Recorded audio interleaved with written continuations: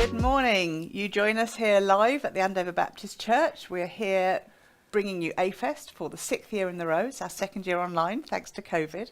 And we are really excited. We've got an amazing lineup here for you today. Absolutely. So I'm Catherine. I'm one of the organisers, and I'm here with Demetrius, one of the organisers. And over behind the camera, we have Kat, who's another one of the organisers, who you will see a little bit later on. Yeah, absolutely. No, so thank you very much. But A-Fest, wow, second year running online. Last year was messy, but I think it's actually due to trial and error and actually getting things right and getting things wrong as well. Obviously, it looks like we're very close together, and we are very close together, but we have taken quite a few COVID precautions. We are joined by this lovely sheet of perspex. Yes, absolutely. And we've all got negative coronavirus tests, and we do wear masks in between shots and whatnot. So we've taken absolutely all the precautions that we could possibly take. But we are bringing the festival to you all, and we're super excited. I can't wait.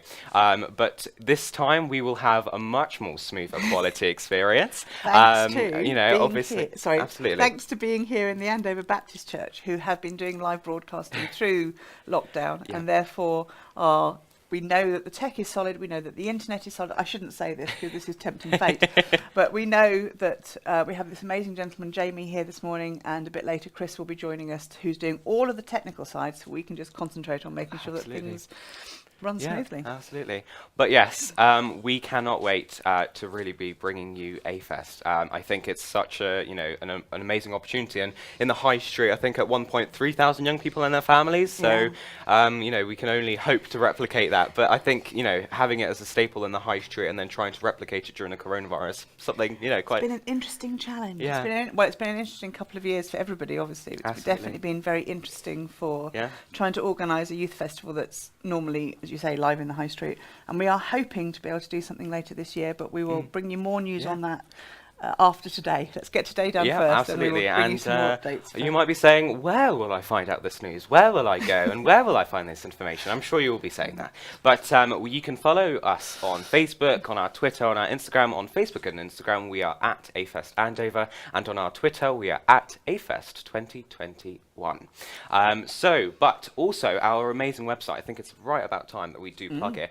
But we have quite literally revamped our website. It is very purple. It is very purple. But on our home screen, as soon as you visit, by going to www.afestandover.co.uk, you will find our amazing home screen, which will have our schedule for this for this event. But you'll also have a link to obviously this YouTube live stream, which you are now all watching, but our schedule as well. Mentioned that already, but our directory. So something that's really important for us is that we're now developing our directory of opportunities. So some of the organisations that are here in this festival today will also be in the directory, but will also be consistently being added onto the directory. So it will be an interesting opportunity, really. And the plan is that eventually in the directory you will be able to go in and find things for young people to do and sort it by the young person's age or area of interest, so that if you say, actually, I want to find something that's a bit more active, that you can go in and find something sporty or active for a particular age group, and then you'll find all the things that are available. One of the reasons that A-Fest started was around highlighting how much there is in Andover for young people. So when we are doing the prep for this, we email over 70 organisations, which are only the ones physically in Andover, and we then get approached as well by ones just outside of the outside of the boundary, but still serving Andover. So there's so much going on. There's so many opportunities for young people. We have 37 slots today, which kind of tells you how much there is going on. And we could have filled more if we had more time. So hopefully you will find something new that you didn't know about before. And it will highlight some of the absolute best that Andover has to offer. Absolutely. But obviously, so just to give you a little bit of a heads up, there is a bit of a lag, but I think it's just because it does take some time for this content that we're speaking to you all today just to get onto YouTube and actually come out to you. So hopefully we will be just about 30 seconds behind, but we are slowly approaching our first act, our first slot, which is so exciting. And we've been looking at the chat all morning, so thank you so much to everyone. We've got about 22 people watching. So without further ado, this is Andover-based musician Lani Clayton.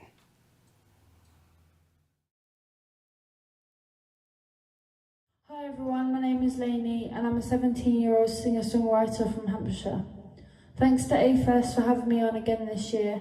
My drummer will also be doing a couple of songs with me throughout my set. My first song will be Unsteady by Ex-Ambassadors, then following will be Tom Petty's Free Fallin', and finally my last song will be Runnin by Beyoncé. I hope you enjoy.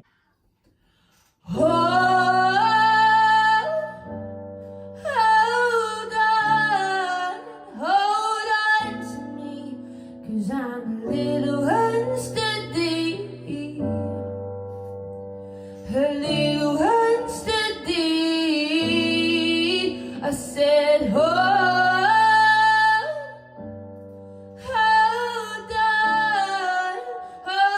on to me, 'cause I'm a little unsteady,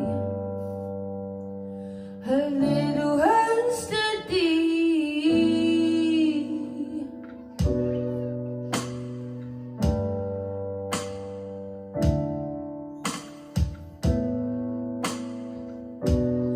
Mama, come here, approach, appear, and Daddy, I'm alone, 'cause this house don't feel like home. If you love me, then don't let go.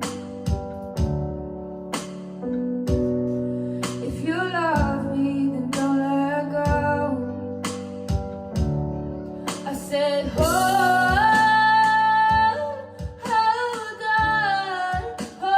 on to me, 'cause I'm a little unsteady, a little unsteady. I said, hold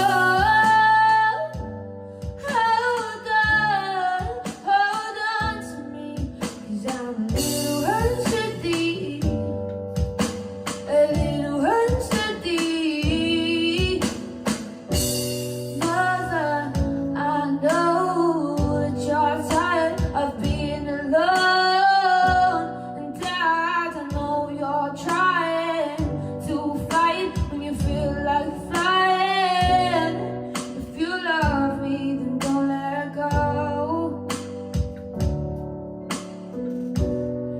If you love me, then don't let go. I said, hold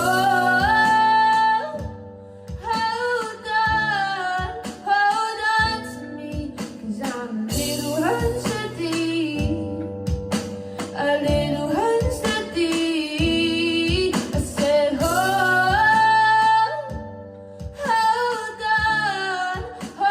on to me, 'cause I'm a little unsteady, a little unsteady. I said, hold on to me, 'cause I'm a little unsteady, a little unsteady. I said, hold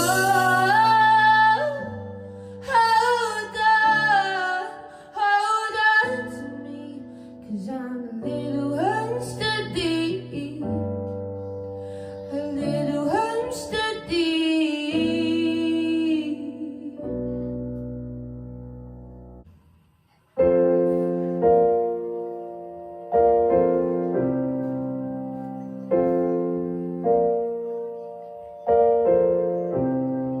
She's a good girl, loves her mama, loves Jesus, and America too. She's a good girl, crazy about Elvis, loves horses, and her boyfriend too, yeah. It's a long day, living in Racine Day. There's a freeway, run through the yard. I'm a bad girl, 'cause I don't even miss him. I'm a bad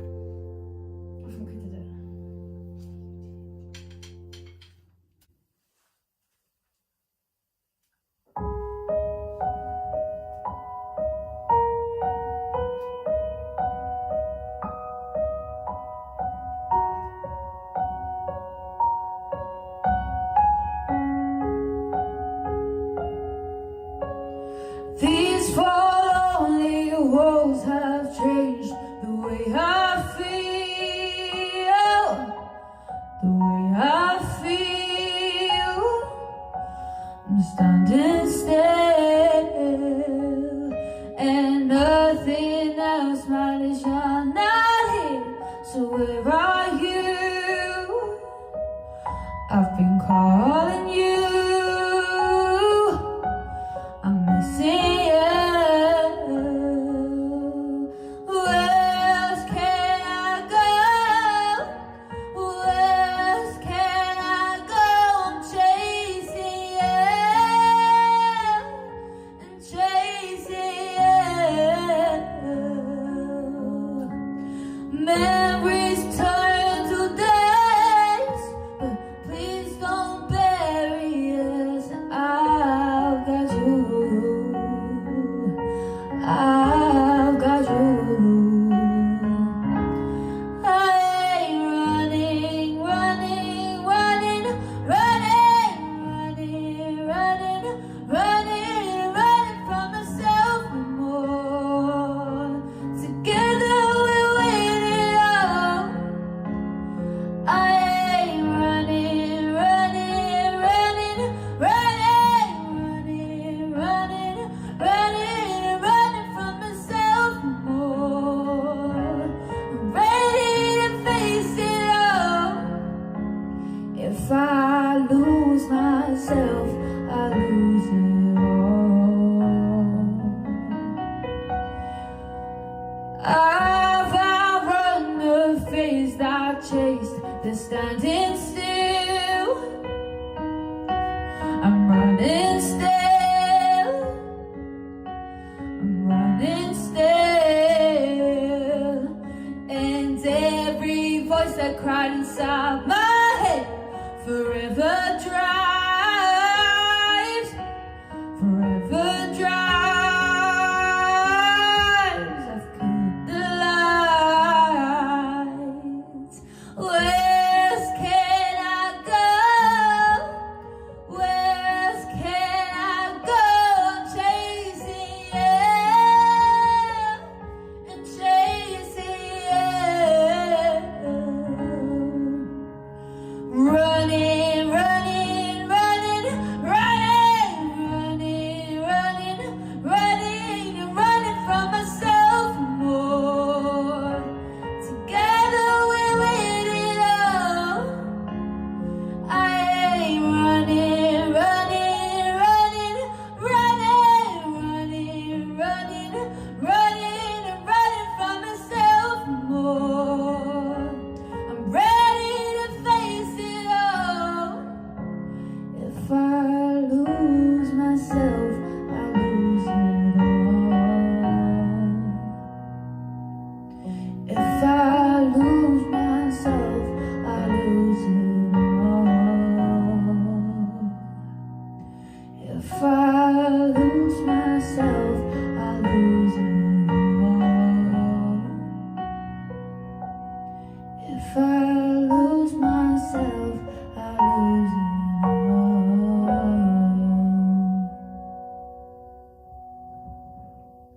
Hi, it's Lani. Thank you so much for watching my set. I really hope you enjoyed it.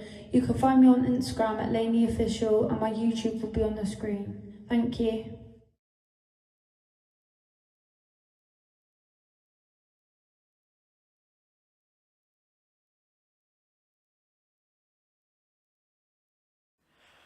Hi, I love Lani's voice. It always gives me goosebumps. No, absolutely, no. And the amount of love that we've shown in the chat box for Lani, it's absolutely amazing. So It's gone thank you crazy. so much. It's Thank you bonkers. guys. Yeah, please, it's please do absolutely- stick around to watch the rest Yeah. of it. I know you're Lani fans, and we'd like to hope that you'll see some other stuff going on as well. Absolutely. Yeah, no, definitely. Yeah. So, tell me a little bit about the history of History of A-Fest. So A-Fest started in 2015, and it came out from the Youth Council, as was at the time, who really wanted a festival that represented Andover, something that was in the high street rather than in Vigo Rec, because often there's a series of different events in Vigo Rec. They really wanted something that was established as being specifically by Andover, for Andover, and by Andover young people, for Andover young people. And I came on board in 2016, and I've helped get it together ever since, and it's been a mixture of music and organisations and companies in the high street, and as I said, we're hoping to go back to that. We work very hard to keep the spirit, if you like, of A-Fest and what was asked for by young people in Andover, and obviously Demetrius is on board, and we make sure that we go out and speak to youth organisations about what they want and how A-Fest works. And I just can't wait to get back in the high street, because it is different, and seeing the people of Andover come together, I think is such a positive thing. And it's a town that has such a huge amount of pride in the town that it's a really wonderful thing to be involved with. And it's been, I remember even going into the high street and seeing all of a sudden these, the stage and all these stalls, and it was just so thrilling, and it's actually really lovely to, go up there and speak to some of these people. And I think that's so important, especially obviously it's so difficult to do that now during the coronavirus. So, we've been trying our best to keep it in the schedule and keep it on the website, keep it as possible, keep it as human as possible. I think that was so much lost during the coronavirus. But our sponsors, our amazing sponsors. We wouldn't be here if it wasn't for some amazing businesses, local businesses who have got on board. We have some high-level sponsors, and we will cover those shortly. But the business sponsors locally, to have in our gold sponsorship, we have BNI Hampshire, Modern Magazines, Test Valley Models, David Mellor and Kero Media, and we're very, very grateful to all of you. Thank you. And within the silver, we have Tip Top Balloons, New Street Dental, and the TLC Counselling Hub. And again, thank you to all of you for getting involved and being a sponsor for the event. No, thank you so much. And our bronze sponsors, AndrewMiddleton.org, the Rock House, the Andover Bid, Love and Joy Home, Travel and Cupcake, the Natural Business Network, the Lifestyle Card, Shelley's Outsourced Solutions, Andover Piano and Singing, as well as my own tutor, North Hampshire. So again, thank you so much from the bottom of our hearts for sponsoring us, so to make this festival possible. Absolutely. And it's the in Andover part of the bid that's really been involved with this, so thank you for that. And our high-level sponsors, do you want to do? Yeah, of course. We're so thankful to the actual people who've provided some grants. So the Test Valley Borough Council and the Town Council who've been sponsoring for, all the way through. All the way through. And our amazing groundwork friends who just lead the Tesco kind of grants schemes. So, we're now shortly moving on to the amazing Able Foundation. Good morning. I'm here today with Karen Hamilton from the Able Foundation, and we're delighted this year again to be supporting the Able Foundation.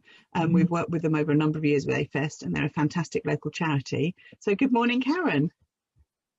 Good morning, Catherine, and thank you for allowing me to join you this morning. Oh, my pleasure. For anybody who doesn't know about the Able Foundation, could you give us a quick overview? Yes, it was established in 2015, and Tony and Claire have a son who is affected by mitochondrial disease.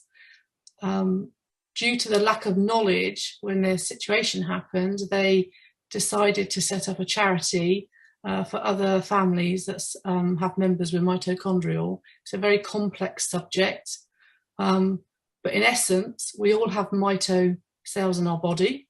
They're like little batteries, and when they're charging, all our body's working. And if different cells don't work and they're failing, then different parts of our body will fail, and that is the onset to most diseases out there. It's amazing how much it affects everything, and how many things can be traced back to issues of mitochondria. Yeah. So what have you got coming up? What projects have you got on the horizon? Well, we've got two main things at the moment. We've got our community room, which has been delayed because of COVID, with the Rock House being closed down. But we are pleased to say we've got most things that we need. We've just got to prep it all together and get it all sorted. And so hopefully a launch this year, which will be quite exciting. And that community room will support family support groups. We've sorted it out that we can access virtual, so families that can't make it can still join a group virtually. And it will also be a community room to the public, as in people will be able to use it as a community room or hire it out for business training or things like that. The second project we've got is the 666 Ironman Challenge, which is quite exciting. And we have Rob Sutherland, Jonathan Lynch, Matthew Jenkins. They're all going to complete this humongous task. They're starting 23rd of May in the Cotswolds, and they're going to end up back in Andover. So the last part of the leg, so they're going to do 14.4 miles of swimming, 672 miles on the bike, and 158 miles of running between them all. So the last leg, they are going to start at Luggershaw, and they're inviting anyone to come in and join in to either complete the last 26 miles with them and end up at home in Andover, or somebody could do a 10k or a 5k and join in different points. Can we join in as they're coming into Andover and just do like the last 100 yards? Does that work? Yeah. That might be my limit. Yeah, I think I suggested that in my wheelchair. I'll join in the last bit and come along. But it's going to be a fabulous event, and it would be great if the community can get behind them. We are advertising it out. It's on our webpage, www.theablefoundation.org.uk. And it would be great, because if people can join in and just sponsor that event with them, the link to sponsorships on the page. We need lots of money, because we've not been able to raise money for a year due to COVID. Yeah, I was going to say, how has COVID affected things? But yeah, we've lost. We haven't been able to do our normal charity events. Yeah. We were going to do a big dinner, which would have raised a lot of money, so that's impacted. But also, it's impacted the families because of lack of access and mental well-being. So it's not all just about the money we've lost. Yeah. It's about support and things like that. So we're looking forward to easing out of lockdown, getting back on track, and being back in the community and with our families again. Yeah, it'd be fantastic. I mean, for every family, there's been an impact of the effects of COVID and having been in lockdown and having not been able to see loved ones. But families where there are additional needs, that I'm sure has even more of a knock on. Yeah, because they're doing they are doing 24-hour care. Yeah. So there's no outlet for them as parents or family members. Whereas out of COVID, obviously, they can get their little breaks and things like that. So I imagine they're all very, very stressed and need a lot of help. And we're looking forward to helping them.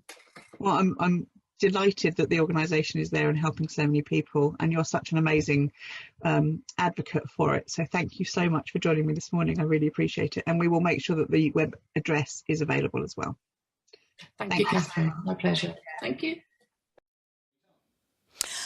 Hi, it's Catherine Randall. They did say that I was going to turn up, and here I am. I'd like to thank Karen Hamilton from the Able Foundation, and now coming up, Andover Mind. So I'm here today with Lisa Langman from Andover Mind, and I'm delighted that Mind are being a part of AFest this year. Thank you for joining me, Lisa. It's lovely to have you. Thank you for having me. So obviously I'm aware that Mind have a whole range of services that you run locally. What do you have available for young people within the age range of AFest, sort of 5 to 18? 5 to 18. Obviously, our wellbeing centre here in Andover, around by the police station, supports young people from the age of 18. So people can come along, do a self-referral, or be referred by their doctors.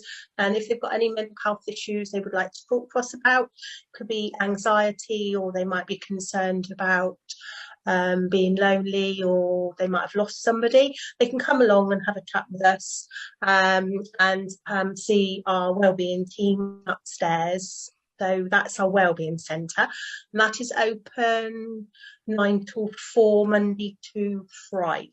So that's when that is.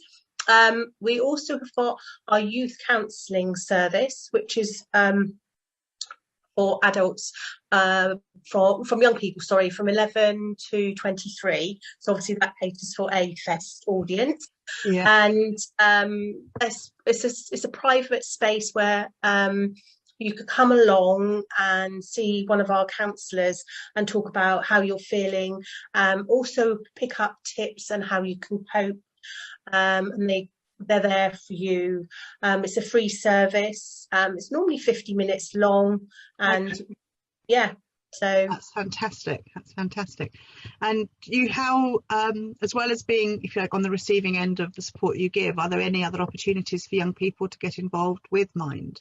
yeah, definitely. We're always looking for young people to come along and share really their skills. They might be whizzy on social media or platforms like that. So there's always volunteer opportunities for young people to come along, whether it be to help in our Wellbeing Centre or our Ugly Duckling project. Because again, obviously that's people can go up there as well as to get services, but also they could come along and volunteer and learn a new skill while they're coming along to help us really. That's fantastic. I mean, it's so fantastic having Andover Mind right in the heart of Andover, as you say, just by the police station in the middle of town. Is it just Andover that you serve, or do you go wider than that? Yeah, we do. We obviously offer services here at Andover, but we cover Basingstoke and Romsey. We also go as far up as with our wellbeing services in Farnborough. So. Okay. Yeah, so that's our youth counselling services it's Andover obviously and Winchester, so that's really good. And we have a carer support and dementia advice service, which supports obviously people maybe looking after people with dementia, or it might be they're a carer and they want support, and that covers most of Hampshire. So we're getting quite big now. Yeah, it's fantastic. It's fantastic. And is there anything else that you wanted to share with AFest? I mean, I'm hoping that when we're back in the high street, you'll come along and be with us physically as well. That would be fantastic. Yeah, no, definitely. Would love to do that. I just hope the event goes really well, and it's lovely to be part of it. And like I said, if anybody just wants to pop along, find out what we do, want to have a chat, we're more than welcome. And we'd like to spread the word, and I'd like people to also like us and share us on social media, because there's obviously lots of things we put out that can help people of Andover, so yeah. And young people. Thank you so much for your time. I really, really do appreciate it. Thank you. Yeah, thank you. Nice seeing you. And a huge thank you to Andover Mind. Some great, amazing services that are offered to young people through their youth counselling programme. But now going straight over to the leader of Test Valley Borough Council, Councillor Phil North.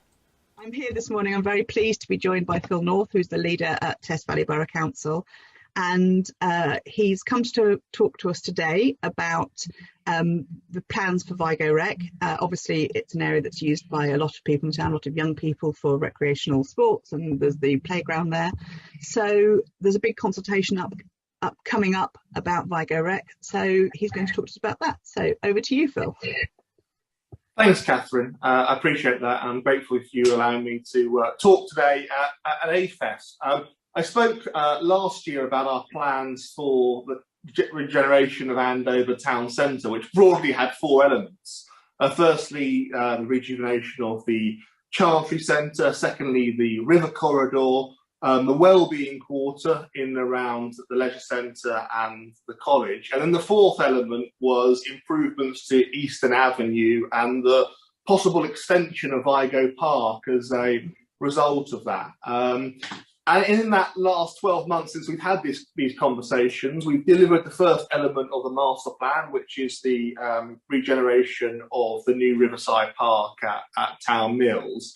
And we're doing a lot of background work, having conversations with the County Council and doing viability studies in relation to the road network. And of course, that bit of Eastern Avenue there where we're looking to extend Vigo Park will potentially eat into parts of that. So that's why we've got to do a lot of that background work before we get going.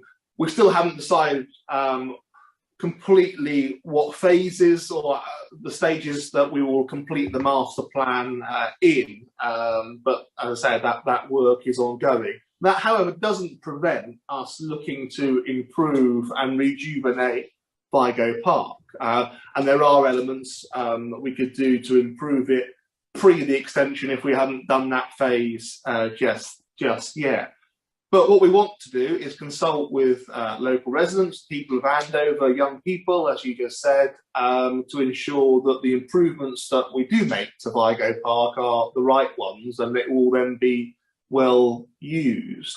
So there's various different elements in terms of the consultation. There will be an online survey that will be launched shortly, later this month. So I'm sure that we'll share the link with AFES, and they'll be able to put that out on their communications channels. But we're also doing, doing some quite specific consultation with different user groups. So, of course, the bowling club are one of those, local residents who then back onto the park, but also young people as well. So we have been proactively contacting the local schools and the college, many of which have already replied and said that they're happy to get involved in this consultation. So it's not just going to be a sort of traditional, here's a few questions about if you use the park, then what do you use it for? Or if you don't use it, why don't you use it?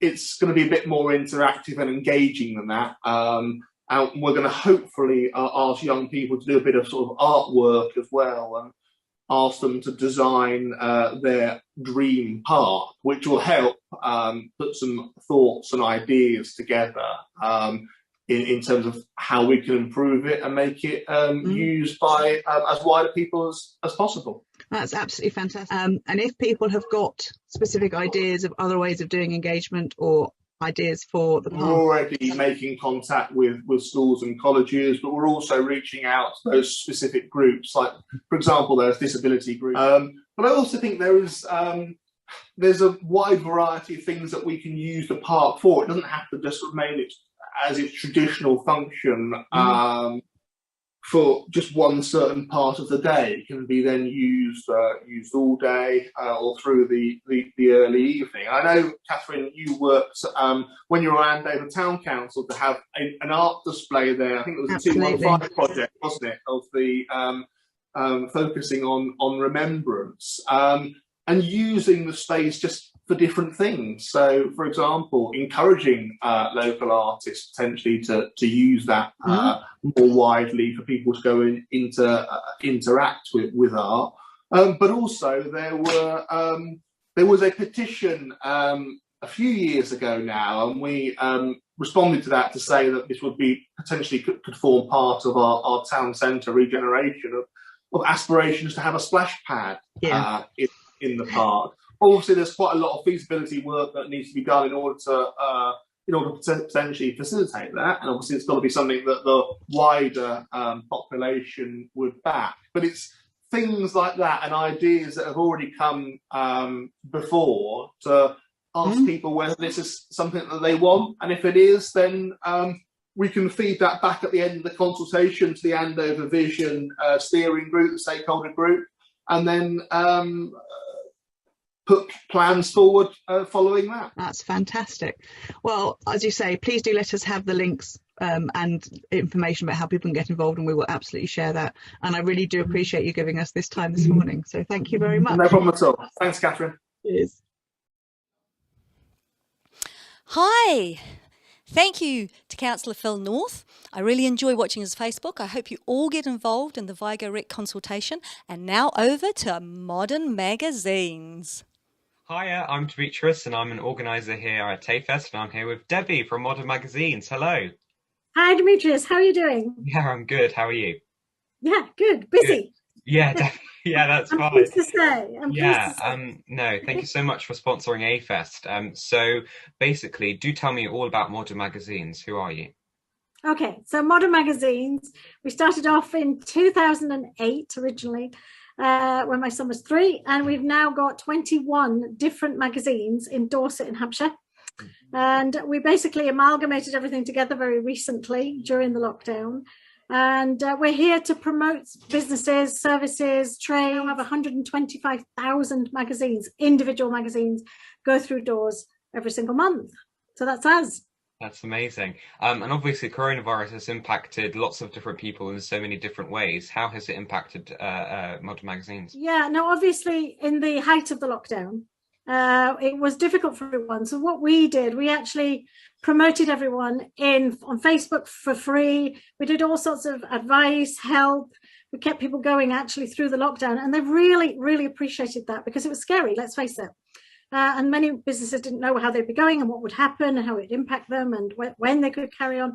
So we were really very much there as a marketing team, as a promotion team, to really promote their services whilst they could, and also to let the people know that they were still there, because people who keep their name out there absolutely have come through this pandemic pretty well, actually. And we have many of our clients are actually extremely busy.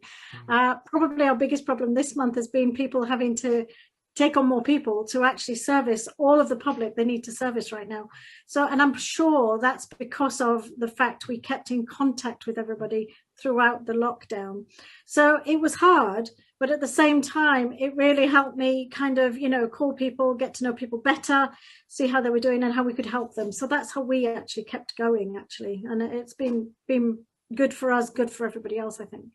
That's amazing. And I've noticed that you've kind of changed your name. So you went from MLG Gazettes now to more modern magazines. So what was the brains behind the idea? Okay, so we now, during the lockdown, we expanded. We took on 3 extra magazines, which meant we had the Gazettes. We had our other ones we'd already got in Dorset anyway. So we had 21 magazines under 5 different names, which is extremely confusing. So to make it simple for everybody, we're now under the whole umbrella of Modern Magazines Limited. And that means we've got Dorset magazines, we've got Hampshire magazines. And also the ethos, really, I think sometimes people think it's an old-fashioned way of advertising, and it so isn't. We had somebody recently who was extremely surprised about how much business he's got from the magazines when he thought the internet was the only way to go. I do believe in the internet, and I do think people should advertise on the internet, but don't underestimate the value and the quality and the, how people judge these magazines, because they really do rely on them. A lot of people do. So Modern Magazines, we are current, we're up to date, but we're print. So it puts the two together for me, and that's working well. And now, we've got a bit, I think, coronavirus restrictions are slowly easing, and there's hopefully a little bit more opportunities now that a lot of more businesses are starting to open back up. What are your kinds of plans for the future? I think really what I want to do is get the What's On pages back up together, because obviously they've suffered tremendously. We haven't had any What's On pages whatsoever in the last few months. So I really want to get the local community to know in each area what's going on in their local community. That's really key for us, because people rely on the magazines to be able to do that. And then continue to support the local business person, the local tradesperson, to keep, their name out there and keep advancing and progressing like they are. So really it's those two things, is really make more of the local community. I also would like to do more for the local people. I'd like to do some articles on local people. There's quite some people who've done a lot during lockdown, for example, to help their friends, their family, and people who do, lots of amazing things in the environment that never get heard about. So I'd like to promote more of those things too, and make us really, local to that area. Amazing. Well, thank you so much for speaking with me, Debbie. You're more than welcome, Dimitri. Good luck. Well. Thank you. If you want to find out a little bit more about Modern Magazines, then visit their website that is now on screen. And now it's time for some music from Amelia.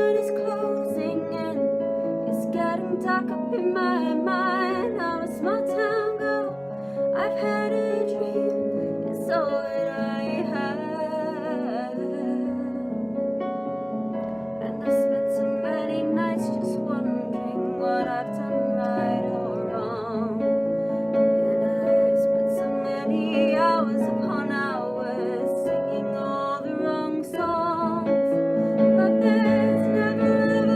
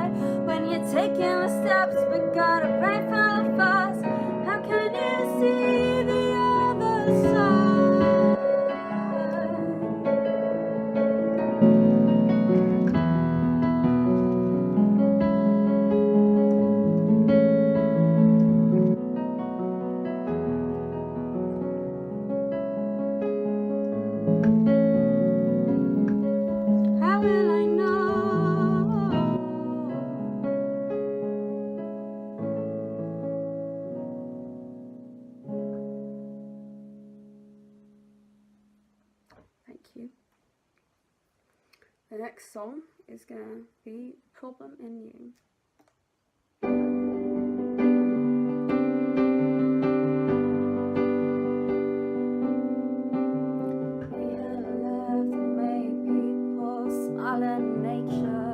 That was like nothing the world had ever known. But it shone too bright, it shone too bright, it shone too bright to see. So he'd do things that dimmed it down. Try to hide himself, but I see the real him, the real him. I see him no matter how much he tries to hide. Now he's lying on the floor of his bedroom. He's staring at the walls, they're getting closer, closer, closer every day. Take me someplace else. Take me someplace else. I'm begging you. I need to get away from the pain of every day. Oh, help me to help you, 'cause I'm trying as hard as I can to see the meaning in this, see the problem in you. Now his best friends are calling him up on the phone, they're checking up on him every day, every day. She asks him what he's done, all that he's done, and he says he doesn't want to talk about it, that he doesn't remember. Oh, but it shows that he's getting angry, 'cause she's too cold to ever understand. Now he's lying on the floor of his bedroom. He's staring at the walls, they're getting closer, closer, closer every day. Take me someplace else. Take me someplace else. I'm begging you. I need to get away from the pain of every day. Oh, help me to help you, 'cause I'm trying as hard as I can to see the meaning in this, see the problem in you. Taking something to lean on, to take away from this life. Give me something, a lifeline to hand to you. I would give it all up for you. Someplace else. Take me someplace else. I'm begging you. I need to get away from the pain of every day. Oh, help me to help you, 'cause I'm trying as hard as I can to see the meaning in this, see the problem in you.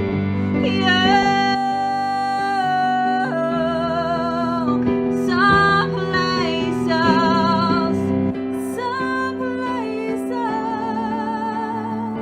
I wanna see the problem in you. I wanna see the problem in you. I wanna see the thing that's haunting you.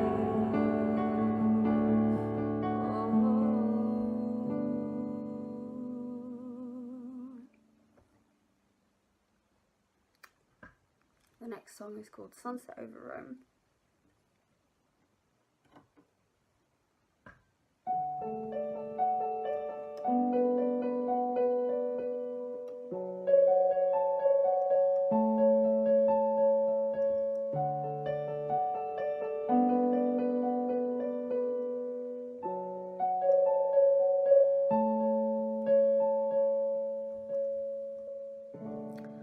Watching the sunset over Rome.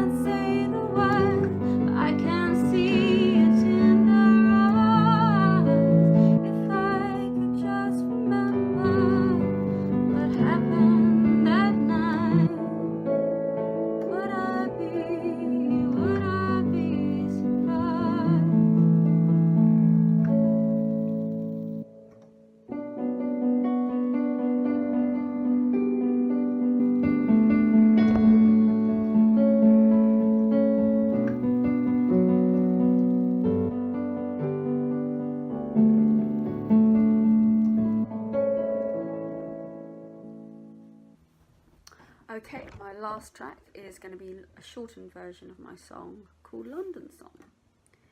The E3 to some old house in Hanwell. Where did it begin? 'Cause I really can't tell. Was I on my bed when you broke my heart, in Sterling Place when my mind fell apart? In days good or bad, I can never return. I've tried to before, but it hurts and it burns. It was my first home and the first from the start. Still the weight of it now has broken my heart. I've left my home for the last time, for the last time, for the last time. It may seem odd to those who don't know how this grief feels in my bones, but the day I left, everything changed. This is the place where life fell apart, but it gave me a home and it gave me a start, and I don't know how to feel. It was my first home and the first from the start.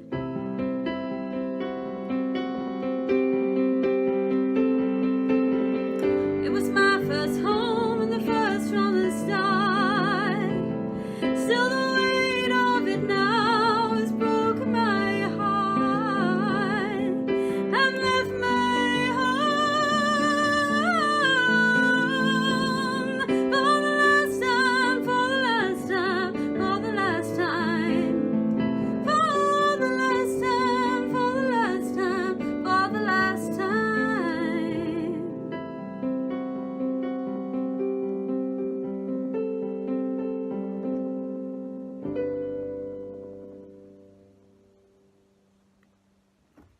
Thank you for watching, and I hope you enjoy the rest of A-Fest. Wow, what a Her voice just gets better and better. It's absolutely amazing. Thank you so much for that. That was amazing, Yeah. Amelia. And now we're going to head over to watch Demetrius's interview with Girl Guiding. Hi, I'm Demetrius and I'm an organiser here at AFES, and I'm here with Jude from Girl Guiding North Hampshire, right? Yeah, I'm from the Andover division. We are right across the north of Hampshire. And yes, but I'm the division commissioner for the Andover area, including Whitchurch. Amazing. And so tell me about Girl Guiding. What do you guys get up to? Well, as you can see from the background, we get up to all sorts. This is a great shot of some guides at a PGL course doing the Jacob's Ladder. We also have activities like this at our own activity centres. There's one at Foxleys in Lyndhurst in the New Forest. But as for the girls, we take rainbows from 5 to 7-year-olds, and it's our aim to create an exciting and messy, friendly and fun atmosphere for the girls. And it's a space for the girls to try new things with girls of their own age. And then when they leave us from rainbows, they move up to brownies, which is for 7 to 10-year-olds. And it's where we encourage them to continue an adventurous journey that gives them their friends as they can discover the world together. And then at 10, unfortunately, they leave brownies and move up to guides. And that's challenging themselves to get out there and do something different. And they ever make great friends along the way. And then when they leave us at 14, they become a young leader and can come back and help in brownies and rainbows. Or they can move on to senior section rangers and continue their fun. We do Duke of Edinburgh within Girl Guiding, and we've recently received some bronze awards in Andover. A couple of our girls have achieved it over the past year of lockdown. So a little bit different to normal, but they've done really well.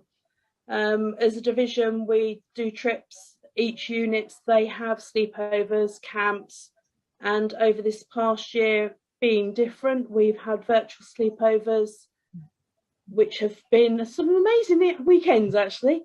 It's not all on Zoom, it's sort of a 10-minute here and a quarter of an hour there. And the girls have gone off and done activities. There's been cookbooks come out with it. So yeah, we've had some really good times. Absolutely. And of course, coronavirus has impacted, and you've talked briefly about it, but how exactly has it impacted girl guiding in your division? Well, unfortunately, we've not been able to meet face to face, so that's been our biggest, but a lot of people have picked up on Zoom, and we've been doing some Zoom meetings, which is sort of slightly different to our normal, but we've certainly had some fun. There's been some mug cakes made, and we've done bird feeders with popcorn that's been handed out. We've sort of, as leaders, we've made up packs that can run for the term, and we've handed them out to all the families so that everybody's got the resources to carry on and do guiding as they normally have. Absolutely. So yes, we've had units recently, they've been having fun with bubbles, which is sort of a sock over an old bottle cut off, dip it in soapy water, and then make foam sculptures. So yes, some science going on in the background as well. That's pretty cool, yeah.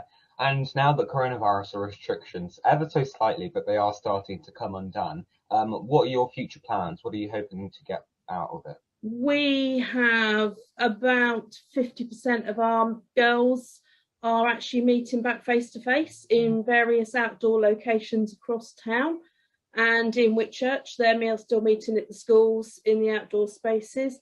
As a movement, we are allowed back indoors now, which is great news, but at the moment most of us have chosen to stay out and just be on the safe side, and we're going back and doing all our normal activities, which is great, albeit keeping safe spaces.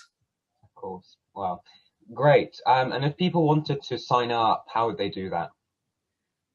As children, if you get your parents to sign up through the Girl Guiding UK website, there's a join us form there, and it's all online, and you can get to pick your units across the town. The first ones come up, it's sort of postcode orientated, so the nearest to home pops up. Or if you've got friends in a unit, have a look down the list and find us and come on. That's amazing. It'd be great to see you. And of course, adults are also welcome too. Of course. Well, thank you very much for speaking with me, Jude.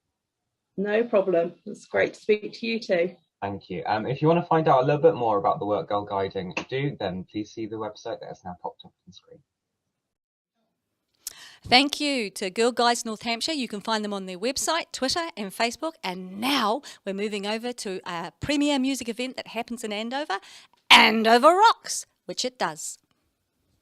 Hi, I'm Demetrius, and I'm here with Marie Ponting from Andover Rocks, and I'm going to just ask her a few questions about the organisation. Hi, Marie. Hi, Demetrius. Well, so what exactly is Andover Rocks? Andover Rocks started just as a festival back in 2017, and we've grown over the last 5 years. We've sort of moved to charitable organisation, and we've now applied to become an actual charity, so we have a charity number. And what we do is provide music intervention into adult mental health by raising funds throughout the festival and then providing the community with various music interventions. Well, and talk about the festivals. How have the last couple of festivals run? Obviously, coronavirus has had an impact on them. Yeah, absolutely. They've always been very well attended, and they're growing year after year. And the idea is you go from venue to venue and have a look at different genres, have a listen to different genres, have some new experiences, maybe a meditation or a gong bath, or attend a singing workshop or an art workshop. And there's generally something for everybody. Last year was tricky because we couldn't run the workshops, obviously, in the pandemic. So we took the festival online. Which took away a lot of the atmosphere of the festival, because normally the town's buzzing and the music's playing and the community's really out and up for it. But we couldn't obviously do that last year. It was still successful online. We just missed the hubbub and the energy that Rocks provides. Absolutely. And I've seen on your social media, how have you been able to use social media to the best of your ability? Social media is great for getting the word out, especially I think that's picked up during the lockdown. People are turning more to social media for interaction with other people.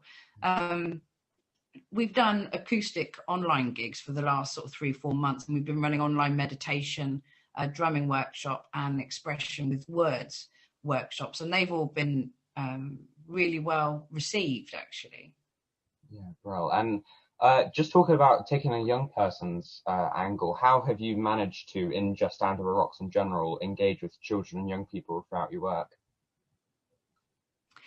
Funnily enough, I was having this conversation last night with some young people, and their perspective on it was brilliant. And I was sat having a conversation with them for quite some time, because in actual fact, we've noticed that the people that tend to engage with rocks tend to be age 30 and over. So we're missing out a lot of that youth area. So engaging with them is really important for us, because mental health isn't just about adults. You know, everybody has mental health. It's how we manage it, what coping strategies we use and mechanisms, and that's applicable for all ages, not where we were sort of heading. So getting the word out to younger people that we're about is really important to us. Absolutely. And taking the mental health side kind of things, why was Under the Rocks based on mental health? What got you inspired about putting up an initiative looking at mental health in adults? I myself have 5 children, and I wasn't very well with probably 4 of them, if I'm honest, with postnatal depression. But the last child I had, I was really, really very unwell. To the point where I should have been hospitalised. Luckily for me, my husband sort of took on the responsibilities of me not being able to cope, really. And my mental health was really, really very bad. Then I went to go and work for Mind, and I realised that we had no music therapy. And I thought, well, why not? Why is there no music therapy? And I went to the Priory, and I've gone to a few other mental health charities or hospitals, organisations, and nobody was doing music therapy, and I couldn't quite understand why. So that's where it started, and it was only ever going to be a one-off festival, and here we are 5 years later with numerous amount of projects under our belt, and I've realised that we do need organisations like Rocks. It's important. Yeah. So how have you been able to get in touch and work with other organisations in the local area, and what other projects have you been able to work on? Okay. The organisations we've worked with from the beginning were the Junction. We started with the Junction. We've also been involved with the Crisis Centre, with Andover Mind, with the local postnatal depression support group, and the community mental health team, actually. And there's some wonderful things that have come out of all of those projects, some really wonderful stories. One of the projects that we did run last year, during the pandemic, we had to look at other ways, you know, because we couldn't do the festival. And we did what we called Christmas Rocks Box project. So we were delivering shoe boxes full of goodies to people who would have probably not received anything. And that was a really heartfelt project. It was an amazing thing to do. Thoroughly enjoyed doing that. And that's something we will continue to do as well. Well, thank you very much for talking with me. You can find out a little bit more about Under the Rocks by visiting the website that's now on screen, and on their social media, which is also now on screen. Thanks, Marie. Thank you, Demetrius. Bye-bye. Thank you so much to Marie. It was a pleasure speaking to you. And now we're going somewhere quite close to heart. We're going to the Hampshire Youth Parliament. Hi, I'm Charlie, and I'm the support member of Youth Parliament for North West Hampshire. Hi everyone, my name is Bethan, and I am the member of Youth Parliament for North East Hampshire. Hi, I'm Lee, and I'm the support member of Youth Parliament for East Hampshire. Hi, I am Thomas Gosh, and I am the member of Youth Parliament for West Hampshire. Hampshire Youth Parliament is important to me because I'm very passionate about promoting youth voice. This gives me the perfect opportunity to do that. Hampshire Youth Parliament is important for me because it should be important for everyone in the way of getting your voice heard and getting engaged within your local community to make a real difference on young people's lives for the better. Hampshire Youth Parliament is important to me because I want to get involved and make a change in society. I want to feel more connected with young people in my community and help represent their views to make a difference. HYP is important to me because it gives me a way to convey young people's emotions and ideas to the people in power. The best part of being a support member of Youth Parliament is the people and seeing how enthusiastic and invested they are in making their area a better place for their constituents. The best part of Hampshire Youth Parliament for me has been getting involved in so many different things and with young people across the country, but especially within my constituency. We all often have different ideas on how we can make a change, but to see young people uniting and also working with decision makers to make the world a better place for everyone is truly inspiring for me. So far, the best part of Hampshire Youth Parliament is the calls and meeting a wide, diverse range of people. It has helped me broaden my relationships, and I have enjoyed talking to councillors and members of Parliament to help with future changes and expectations. The best part of being a part of HYP has been meeting new people and getting in touch with my local councillors. You should definitely get involved because the wider variety of opinions we have enables us to understand better what young people want and need in their local community. Everyone watching should get involved in the Hampshire Youth Parliament if they are a young person, because it is so important and it's such an amazing way to give back to your local community, or even just get involved in local politics and decision making. So definitely, if you are sitting at home thinking, how can I make a difference, then sign up and get involved with one of your members of Parliament and members of Youth Parliament, because you won't regret it. You should get involved with us to assist in paving the way for our generation and future generations. It's a once-in-a-lifetime opportunity and opens up so many future possibilities. You should get involved with HYP because you could influence the most dramatic years of our lives, which will be the next 10 years.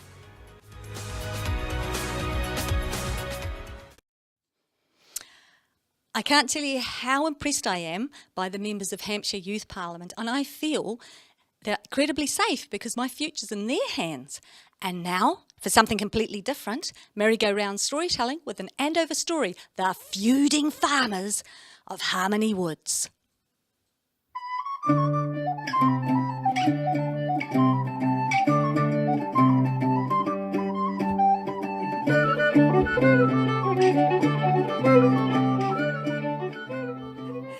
Hello everybody, Amanda here from Merry-Go-Round Storytelling, and I'm very excited to be here again this year to tell you a story for A-Fest.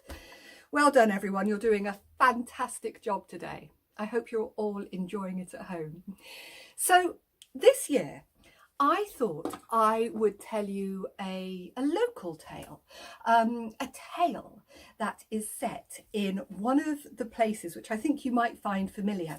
And the reason I'm going to do this is because I'm really thrilled to be working on a local project called Test Valley Tales. Now, Test Valley Tales is going to be a book and a podcast, which is all going to be released later on this summer. And it's all about the folk tales and legends of Test Valley. And I've rewritten them and I've brought them to life. And well, I hope that you're going to enjoy them and listen to them and, well, love them as much as I do. And most importantly, you can use them to go out and explore all the fabulous places that we have here in Test Valley. So I think before we start the story today, I need to take you to the location. So I know you're probably sitting at home, you might be sitting on the sofa, you might be at the dining table, you might be sitting on the floor, I don't know. Anyway, you're watching from somewhere, but I want you to take yourself out from the inside. We're now going to go to the outside. We're going to pretend that we're taking a walk, taking a stroll. So you could always stand up and take a stroll with me if you like, because we're now just strolling. We're going out the door, we're strolling along the road, and we're going to stroll over the hills and not so very far away until we come to a little village. And that village is called Enham Alamein. And on the edge of the village of Enham Alamein, you will find a little lane. Walk along that little lane and you will soon come to some steps. If you walk up the steps like this, you'll see a big wooden gate. Oh, there it is. You open the gate and you walk through the gate and it will take you into a big field where trees are beginning to grow and wild flowers cover the floor in yellow, white and blue like a shaggy carpet. And if you look to the right, you will see the houses on the edge of Andover. They're all the new houses, and there's some red ones and some cream ones, and they're all standing over there looking from the right-hand side. And if you look the other way, all you'll see is the green of the countryside, which goes on for miles and will take you towards the horizon. Well, this place, this field, has been there for, well, thousands of years. And over the years, it's had a number of different guises. Lines have been drawn in the grass and boundaries have been made and people have come and gone and signs have been put up saying no entry, and they've been taken down again. But now this field has got a new purpose, and it's going to be a new place, a new wood for us, for our community, and that place is called Harmony Woods. But all of this makes me wonder, is it really possible to own a piece of land? And if we were to say that we own this piece of land, I'm wondering, what would the land have to say about it? So let's start our story. And our story today is called The Feuding Farmers of Harmony Woods. Long, long ago, on either side of the meadow, there were two signs. They were big and square, and the words on them said, "Private Land." Now, luckily, after a while, both these signs were taken down, but while they were there, nobody dared to go to the meadow. Only the fairy folk stayed, hidden among the grasses and hiding under the mud. Now, on either side of this meadow where these big signs were, there were two farms. On this side, there was Townside Farm, and on that side, there was Countryside Farm. Now, Townside Farm and Countryside Farm were both owned by two very grumpy farmers, and their names were Farmer Town and Farmer Country. Now, Farmer Town, I say, jolly good show, was a tall, thin man, and he had a turned down mouth like a bit of floppy spaghetti. And if you want to, you could pretend to be Farmer Town now with me. Are you ready? Are you off the floor? Okay, we're standing up straight. I'm going to be Farmer Town, like this. Hands behind my back, standing up really straight. I'm ever so posh, ever so posh. And I'm going to say, I say, jolly good show. And I'm going to turn my mouth down now like a bit of floppy spaghetti. Now, Farmer Country, on the other hand, he was round like a ball. And he liked to say things like, "Art, I said tizzy wazzy and no mistake." And he really had one of those big smiles which didn't really get to his eyes. So he looked a little bit like this. Do you want to be Farmer Country with me? Okay, right, here we go. Round and fat like Farmer Country. Big old smile. And he says things like, "Art, I said tizzy wazzy and no mistake." Well, very good. The thing is, Farmer Town and Farmer Country were not friends. In fact, Farmer Town and Farmer Country never spoke to each other, and the weird thing was that nobody really knew why. It was all about an argument which had happened a long time ago. But because this argument had happened such a long time ago, neither farmer could remember what they had been arguing about, and had just fallen into a habit of it.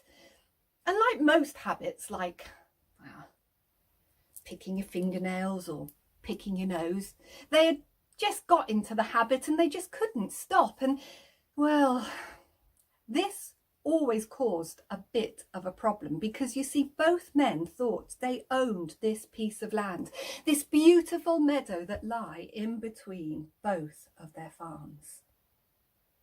And both men liked owning land. They liked owning it a lot. And they hoped that they would own lots and lots of it.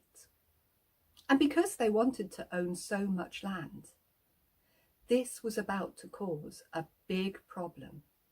And it happened one balmy wet day, just at the end of the summer. You see, on that day, Farmer Country had been busy out in his field. He'd been out on his tractor and he'd been really busy all day, and it had been hot and it had been wet and the weather had changed from one thing to the other, and by the end of the day he was exhausted. So he thought, right, I think I'm going to go for a little walk across that meadow. So he walks to the edge of his farm and he leans on the gate like this that led on the end of his farm and leads to the meadow. And he leans over like this and he looks at the meadow and he goes, that's a nice bit of land and no mistake. I reckon that farmer town would be a bit jealous of it. I reckon I'll go for a little stroll across and take it in on this lovely summer's evening.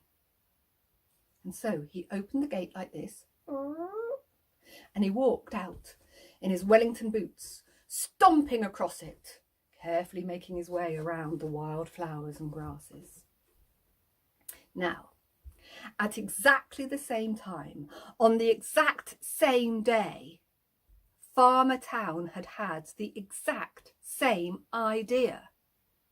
He had been driving about in his tractor and he'd had a very busy day harvesting. And by the end of it, he was exhausted and he thought, I think I'll take in a little bit of fresh air. I think I'll go and have a little walk across my meadow. So he goes to the gate on the side of his farm and he leans on the gate like this and he looks out across the meadow and he thinks, well, that's a fine bit of land and no mistake. I think that Farmer Country must be very envious of it. I think I'll go for a little stroll across it now. The weather seems to be holding off for a bit, turning into a nice evening. And he opened his gate and he walked out across the meadow in his big Wellington boots, carefully making his way around the grasses. Well, now the two men are walking towards each other. And remember, both men think they own this meadow, this beautiful piece of ground that lies in between their farms. They don't notice each other at first. They get closer and closer and closer and closer and, well, what's going to happen next? You'll have to tune in a few minutes to find out, because the next part of the story of the feuding farmers of Harmony Woods is going to be in a minute. So that's it from me for now. Goodbye, and I hope to see you again very soon. Bye. Thank you so much, Amanda. I've loved your Lovely. stories for years. It's absolutely fantastic. And now it's time for some music with Nuno.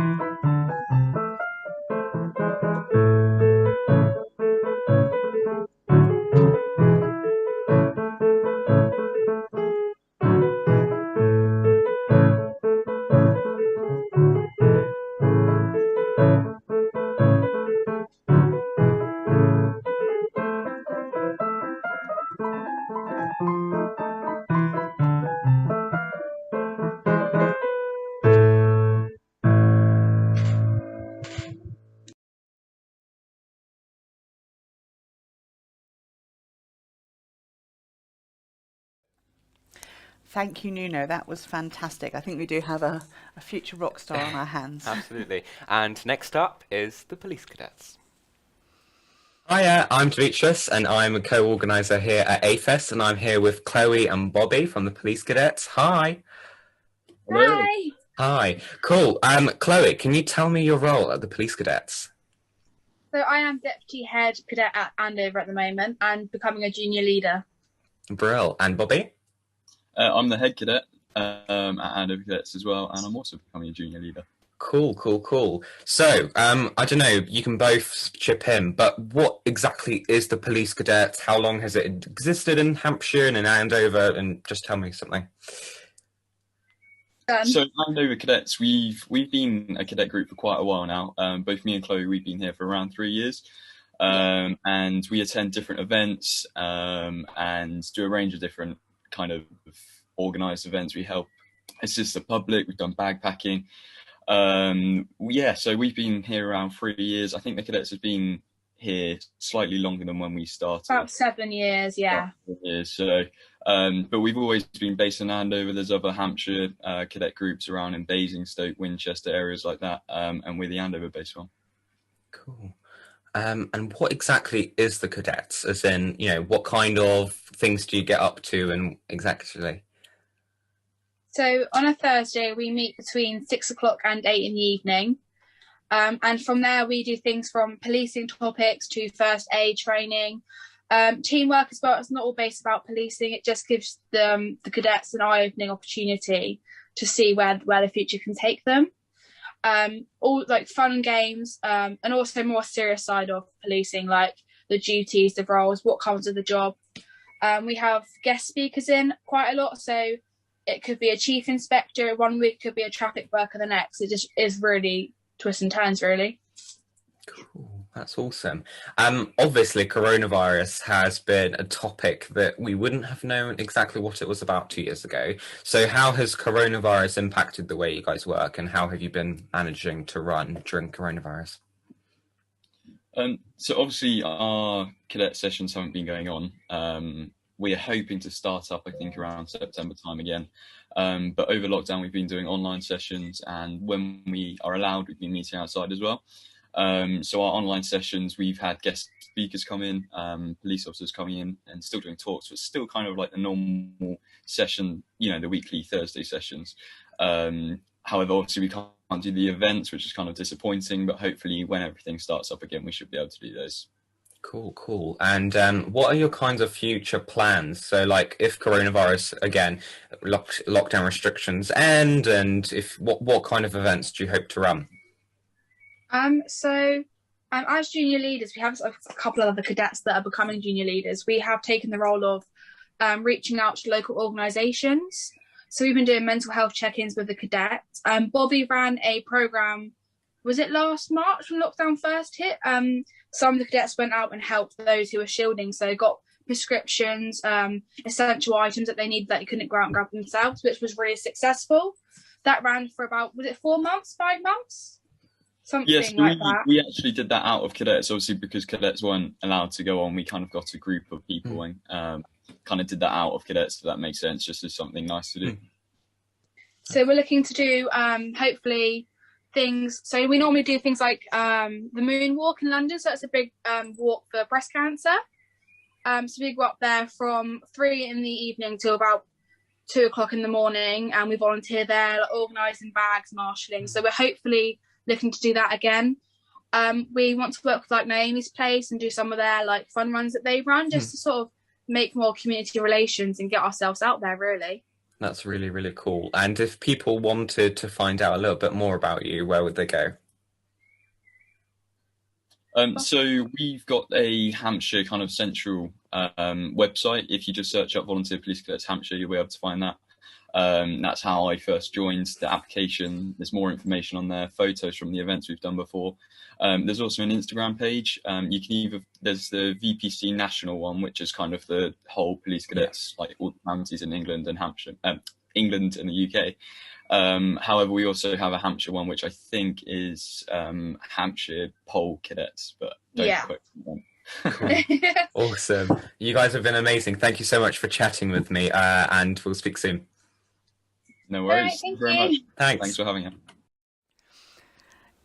It's lovely. The police cadets, they've joined us in the high street a few times when we've been able to have A Fest in the high street. They've been a part of the event, and we're certainly hoping that they will do again next time we can be out and about in person.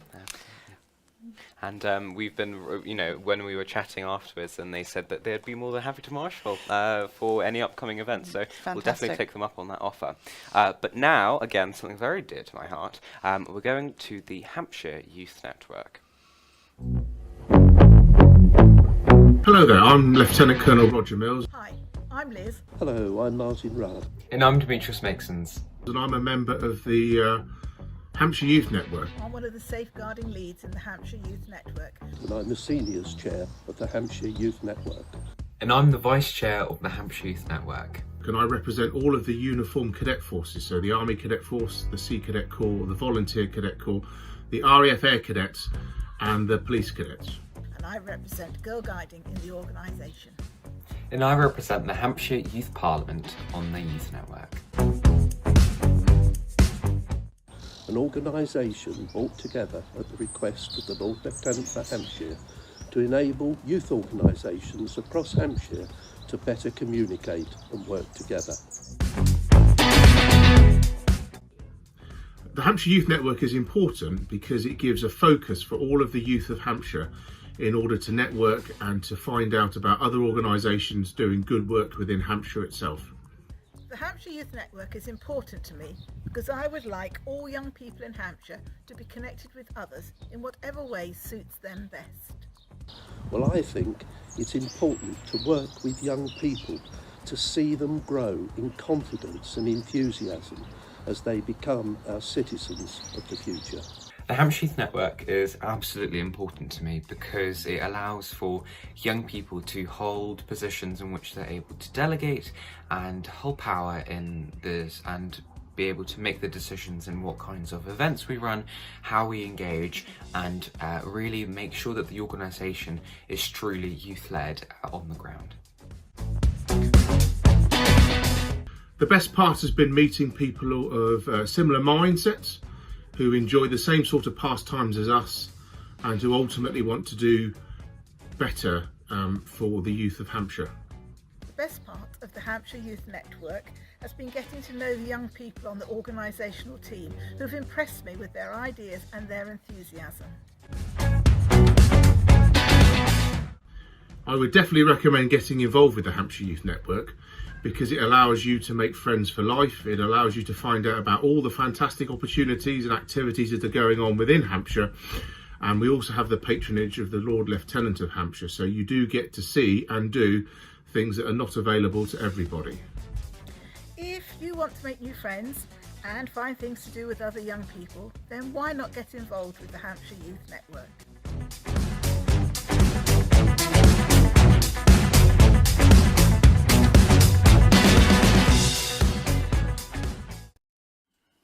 And now we're swiftly moving on to Hampshire BNI.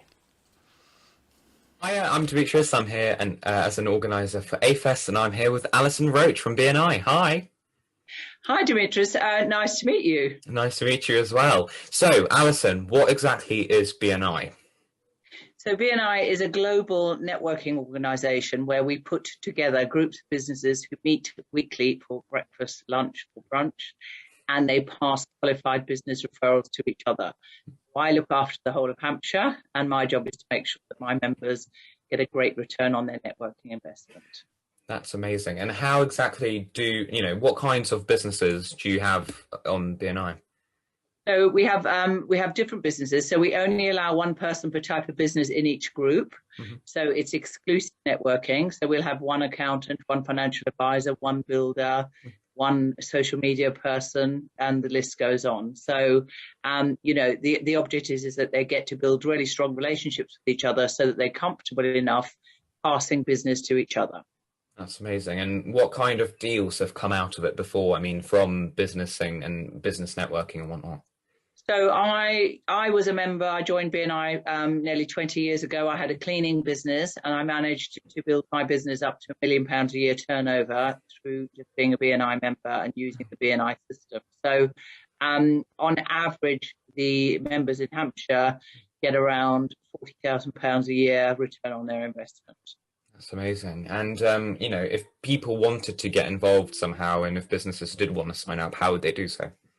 Yeah, so they would need to get in touch with me to see which groups have got their profession free, so that they, you know, there's which groups are looking for somebody in their profession. There'll be definitely business waiting. So BNI can work for every business. It just doesn't work for every person. So we've got some very unique businesses. We've got a glass maker in one of our groups. We've got a pole dancer in one of our groups. We've got a complete cross section of people. So it can work for every business. That's amazing. And just because coronavirus has impacted the way that we work in so many angles, how has it impacted the way you work? So actually, we were very quick to turn things around. So normally we obviously run face-to-face meetings, but within a week we took ours online to the Zoom platform. And actually, because we run a structured meeting, it worked really, really well with Zoom. So much so that I've almost doubled the amount of members in my region in the last 12 months, which is absolutely fantastic. Yeah, absolutely. Taking a young person's perspective, because AFest is really so just young and youth, power of youth, you know, related. How have you been able to include young people? I mean, have there been entrepreneurs that are young people? How has it worked? Absolutely. So the youngest member that I've had in my region was 17 years old. He ran a social media business, and actually when he came to join BNI, he was still at college, and he'd leave the meeting and go straight to college. Hadn't even passed his driving test at that stage. So and he after a year he moved on because he went to get a job in London, and he said it was probably the best business training that he had coming to that meeting for that whole year, learning how to present his business, learning how to build relationships with a complete cross-section of businesses. He said it was really good grounding. So I think it's important for young people, especially if they are entrepreneurial or setting up their own businesses, to get involved in networking, because networking is really the way that you know, the best way to do business. And it's, you know, I think that's the important thing. So any of them that want to come to our meeting, whether they've got a business or not, I really encourage some of the business schools to send their students along, because, you know, to stand up and do a 60-second presentation and watch how other businesses behave is really, really good grounding for them. Yeah. And looking forward, how do you think, you know, the new normal will impact the way you work, and what are your plans for the future? So we are looking to go back to face-to-face meetings in September, but we are going to keep a couple of groups online because there are some people that prefer that option. I think it's taught us actually to use our time more effectively, and there'll be a lot of things that I will still do on Zoom, because I used to do 500 miles a week driving around to all the meetings and everything else, and there's probably a better way to use our time now that we're all Zoom experts. I mean, you know, we've been using Zoom for a year, and I've even got a background now, so it's, you know, we're still learning, aren't we? Yeah, absolutely. Well, thank you very much for speaking to me, Alison. It's a pleasure. Lovely to see you. Thank you. If you want to find out a little bit more about BNI, then visit the website that has now popped up on screen. Thank you so much to BNI for sponsoring AFest, a great gold sponsor. And now we're going over to somewhere, you know, that's something really important to us all, as Catherine and Kat are trustees of, and I'm the CEO of. There we go. That's a tongue twister itself. DMK Potential.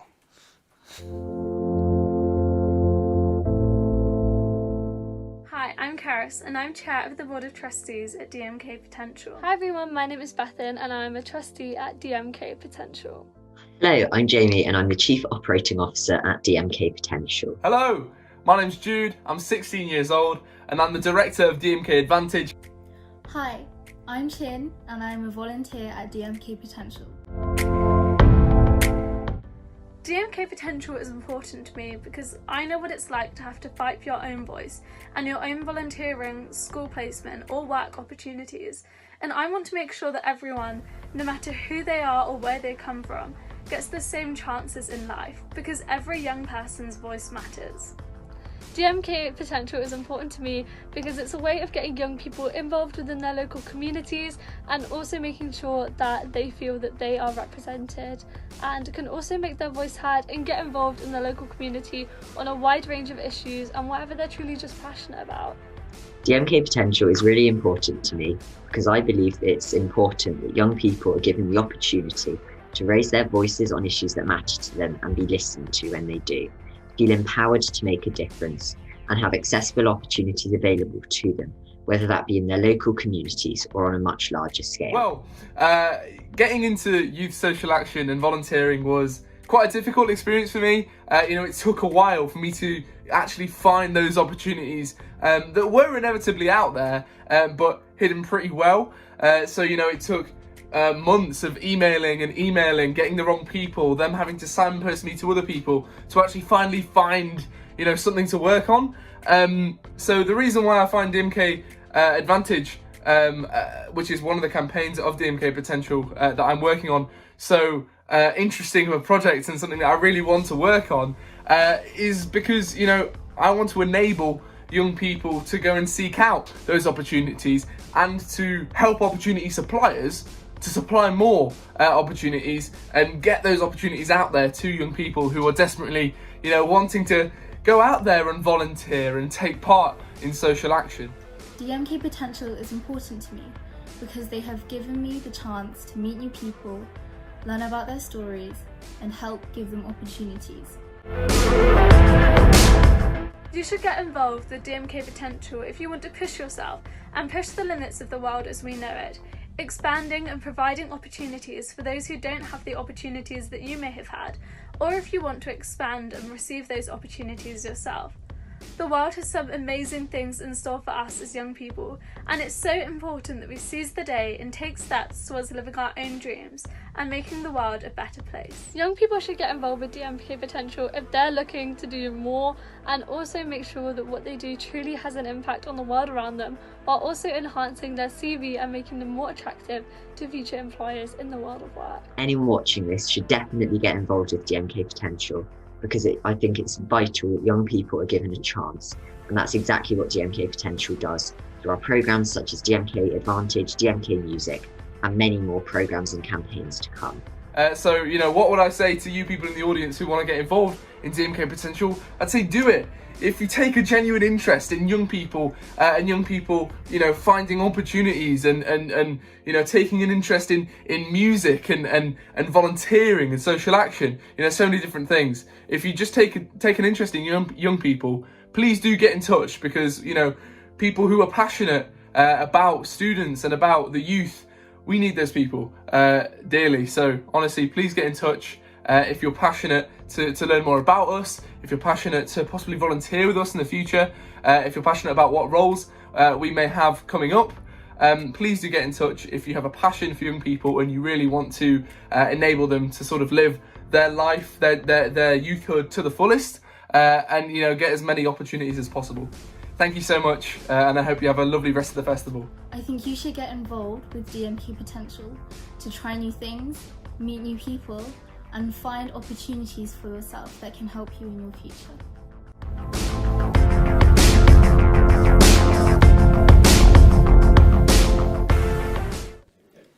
Thank you, DMK Potential, and now Andover District NCAP.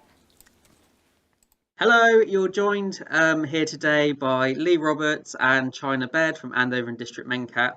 Apologies for the masks, we thought it'd be easier to speak together in this format. Before we start, we'd like to say thank you to Kat, Catherine and Dimitri for allowing us to come along and have a chat about sort of our youth services today.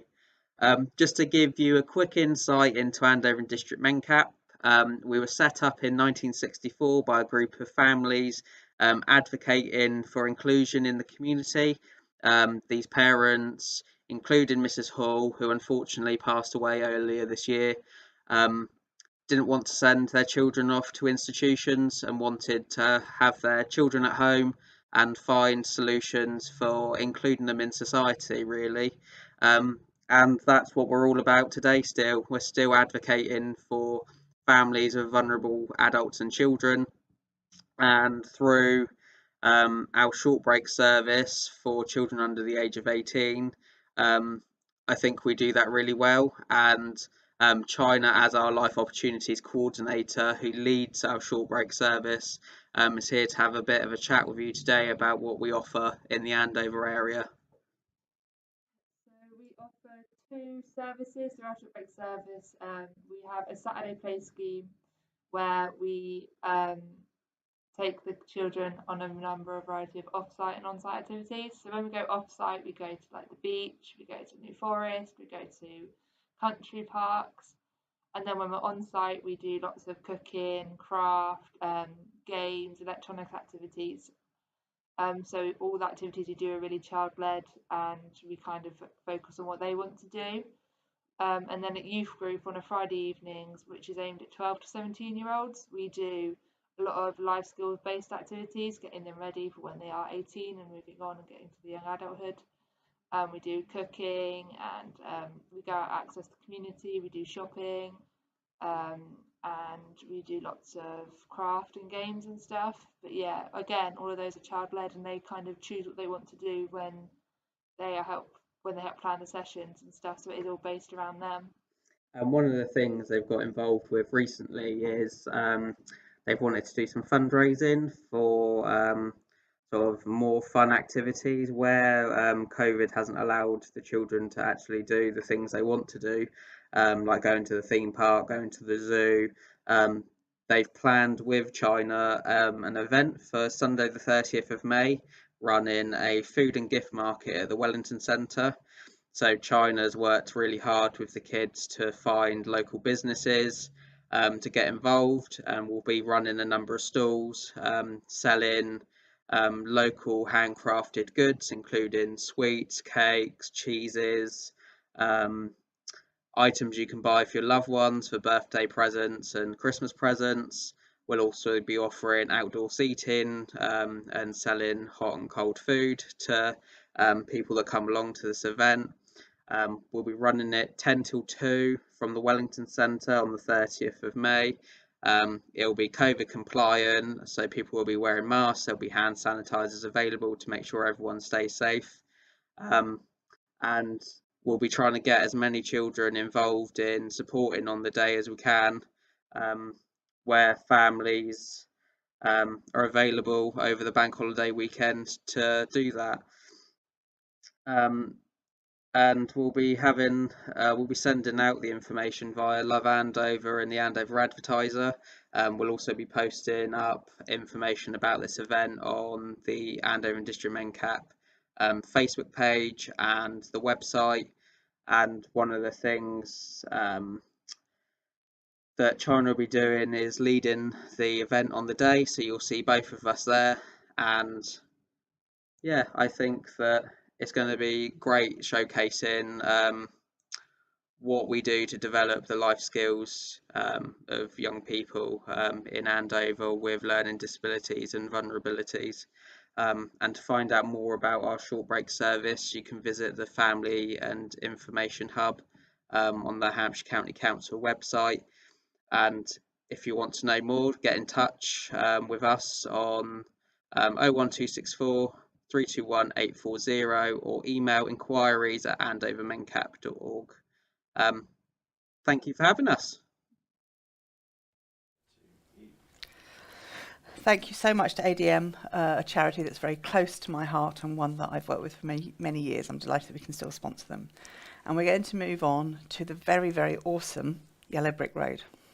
Hi, I'm Demetrius and I'm an organiser here at AFest, and I'm here with Abby from Yellow Brick Road Projects. Hi. Hello. Hello. So what exactly is Yellow Brick? So Yellow Brick Road Projects is a charity based in Andover. We're 7 years old and we work with people up to the age of 35 to try and reduce the experience of being homeless.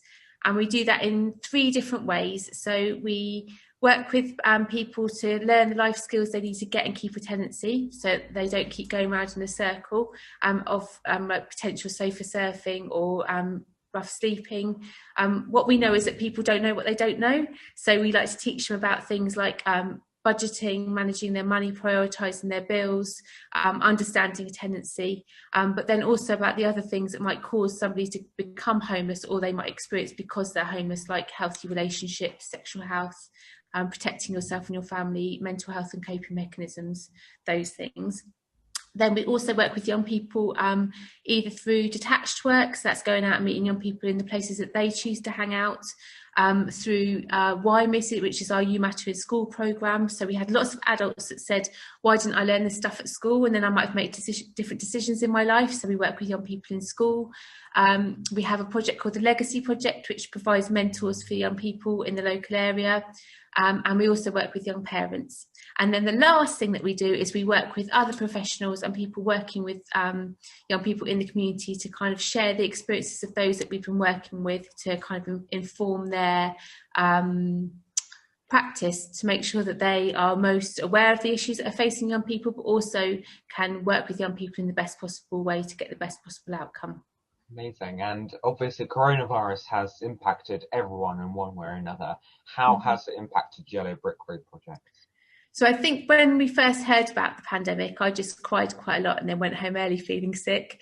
But after I got over that part of it, most of what we've done in the last year is to have a kind of virtual service. So we've been able to work with people within their homes. Lots of the people we worked with really felt that their shutters had gone down on services and they didn't know who could support them. And they were maybe accessing something in their local community that was helping them to get by. And then they felt that those services had closed down. So we were able to carry on working with people within their homes using a virtual offer, but also connecting with people at a time when they maybe felt most isolated. So lots of the young parents that we worked with asked for projects that ran in the evening because that's the time they felt loneliest, or a time when they could concentrate on something because the children were in bed. So actually we knew that it was sort of a positive thing that could kind of come out of that by providing a service at a time when people were most in need of it. Absolutely. Yeah. And now that coronavirus restrictions are, starting ever so slightly to ease, what are your kinds of, future plans for next year, 5 years, etc.? So we are offering a hybrid service, so still doing some virtual work, but also getting out there and doing face-to-face work where it works best. So last week we actually met young parents in an actual real-life group, which was amazing just to be able to see people. So we started doing a bit of that again, but then we'll also still work with our virtual offer. And the brilliant thing for us is that we've been able to extend that beyond Hampshire, and we've had referrals that have come in from Devon and Dorset as well, which that probably wouldn't have happened if we weren't able to do this virtually. So that's like a strength of what's come out of the last year, really. Absolutely. Do you want to tell me a little bit about the Legacy project in a bit of detail? Yeah, sure. So we went to some training a couple of years ago and met a young man called Sebastian, and we're going to share a link to his story, which is really well worth a watch. It's about 11 minutes. It'll be a good amount of your time well spent. And basically he shared his story of how he became exploited by a gang. He talks about when he was at school, he didn't have much money to buy the things, maybe the clothes that he wanted to wear that other people were wearing. He was living with his sister. And she worked really hard but didn't always have the money to buy the things that he wanted. So he was quite entrepreneurial, and he would sell donuts and fizzy drinks at school, and that made him money to be able to get those things. But then he was excluded from school. He went to the local pupil referral unit, and people weren't interested in buying donuts and fizzy drinks anymore. They were dealing in other things. And so that's how he kind of became involved in some selling of drugs himself, and then became involved in county lines. So he was kind of went all around the country and found himself in some quite dangerous and worrying situations. And what he says is that the things that he aspired for, the things that he reached for and he hoped that he would be able to get, he realised that they weren't attainable through that way of life. And eventually he was able to kind of free himself from it, but it wasn't an easy path. So our idea of the Legacy Project is just recognising that all young people need someone to talk to, and sometimes young people have got that person in their family, and sometimes it's that they want to talk to somebody completely different that they maybe don't have an emotional connection with. They perhaps want to talk to just a different trusted adult. And so we're providing mentors for young people in their community, who is somebody that you can talk to, that's a positive person that will be able to support you to make different choices in your life. And so it's the great thing about the projects is it can all be shaped around what the young person is interested in. So we've had young people that have been interested in music or in art, and they've explored the things that are going on for them through creating pieces of art or writing song lyrics, recording songs as a way of expressing what's going on for them. So that feels like it can be really personalised to the person that's involved in it, rather than this is a prescriptive one-size-fits-all kind of project. Yeah. Well, thank you so much for speaking with me. No worries. Thank you. If you want to find out a little bit more about the Yellow Brick Road projects, then please visit the website, which is now popped up on the screen. Thank you so much for that. It's an inspiring project. I'm delighted that we could feature you here. And we're going to go straight over to one of our sponsors, which is David Mellor's Jewelers. We're actually going. We're not going to that at all. I'm sorry. We're going to Breakout Youth. Breakout Youth. I'm so sorry. I'm reading the wrong line. Breakout Youth. Breakout Youth. Hi, I'm Demetrius, and I'm here as an organiser from A-Fest, and I'm here with Zoe from Breakout Youth. Hi. Hi, Demetrius. How you doing? Yeah, good. How are you? I'm very well. Good to be here. Yeah, brilliant. Okay, so give me a rundown. What is Breakout Youth? So Breakout Youth is a charity. We've been going for about 28 years. We started off in Southampton, but now we run youth groups across Hampshire, Southampton, and the Isle of Wight. So we offer, currently we're virtual because of the pandemic. We offer virtual youth groups for any young people. So that can be Andover, Test Valley, Romsey, the New Forest, Southampton, Isle of Wight, so anywhere basically in Hampshire, for any LGBTQ plus young people or any young people that might be questioning their sexual orientation or gender identity. We work with young people up to 25, so from 11 to 25. And our aim really is to create a lovely, safe space for young people to come along and just meet other people that might be experiencing something very similar to them, to make friends, to share experiences, to make our own little community so that young people can explore their sexual orientation and gender identity and just feel part of something. It can be really isolating on your own when you're kind of asking these really big questions of yourself, and just finding some other young people or some trusted adults that might help you kind of figure things out, I think can sometimes be really useful. We can also offer some one-to-ones for young people. So if young people are kind of thinking, I don't know, I'm so confused, I don't know about language, I want to come out about a different pronoun, or change my name, how do I speak to my family, how do I sort of school, we can offer some sort of one-to-one advice as well to try and help young people sort of navigate those conversations, because they can be really, really tricky. And of course, coronavirus must have had some sort of impact, and how has it impacted you? So before coronavirus, obviously we were doing face-to-face youth groups. We had one in Andover itself, across the Forest, Isle of Wight, Southampton. And then the pandemic came and we all went, oh my God, what are we doing? And so we pivoted to virtual. So we now do Zoom sessions. We're currently still delivering Zoom sessions because if I listen to the themes of the young people that we are supporting, so we probably have about 45 young people a week come to our sessions over 5 different groups in the week. I think lots of young people are feeling quite anxious about kind of reconnecting with the real world, the lifting of restrictions. And so what we've tried to do, rather than kind of go, oh, we're back to face-to-face with virtual, face-to-face with virtual, we very particularly have stayed virtual because we know that for young people, there's been a lot of inconsistency and a lot of sort of unknown. So not knowing going to go back to school, not knowing what's happening with your exams. And so for us, we thought, actually, let's just stay virtual. We'll go every single week. When we were face-to-face, it was every other week. But we've committed to doing every single week, just so there is a consistency for young people, so they know every week on a Wednesday, we know it's a New Forest breakout group. So yeah, I mean, it's been good. I mean, we've learned a lot. We've had some sessions that have been hilarious. We've done cook along with Carol. So we've done pizza cooking. We've made origami. We're just about to start on an arts project. We are thinking about how to make some films virtually. So we're trying to be quite broad in what we're offering to young people. Last year we had a Get Active festival. So we sent packs to young people to try and get us up, to get us all, not just young people, but us as well, up and moving. Because one of the things about being in the pandemic was everybody was sat in their houses and, you know, not really going out for exercise. So we were trying to get people a bit more motivated. So we've tried to be versatile and varied in what we're offering young people. Absolutely. And of course, now with coronavirus restrictions easing and lifting, what are your kinds of plans for the future?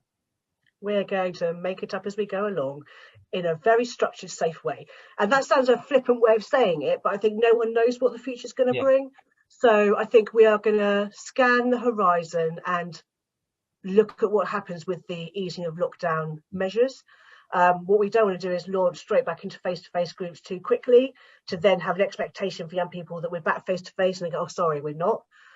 We want to be consistent and committed to what we're doing. So I think we're going to play it by ear, see what happens, and as soon as we possibly can, go back probably to a blended service, because I think probably social distancing will be with us for maybe a little while.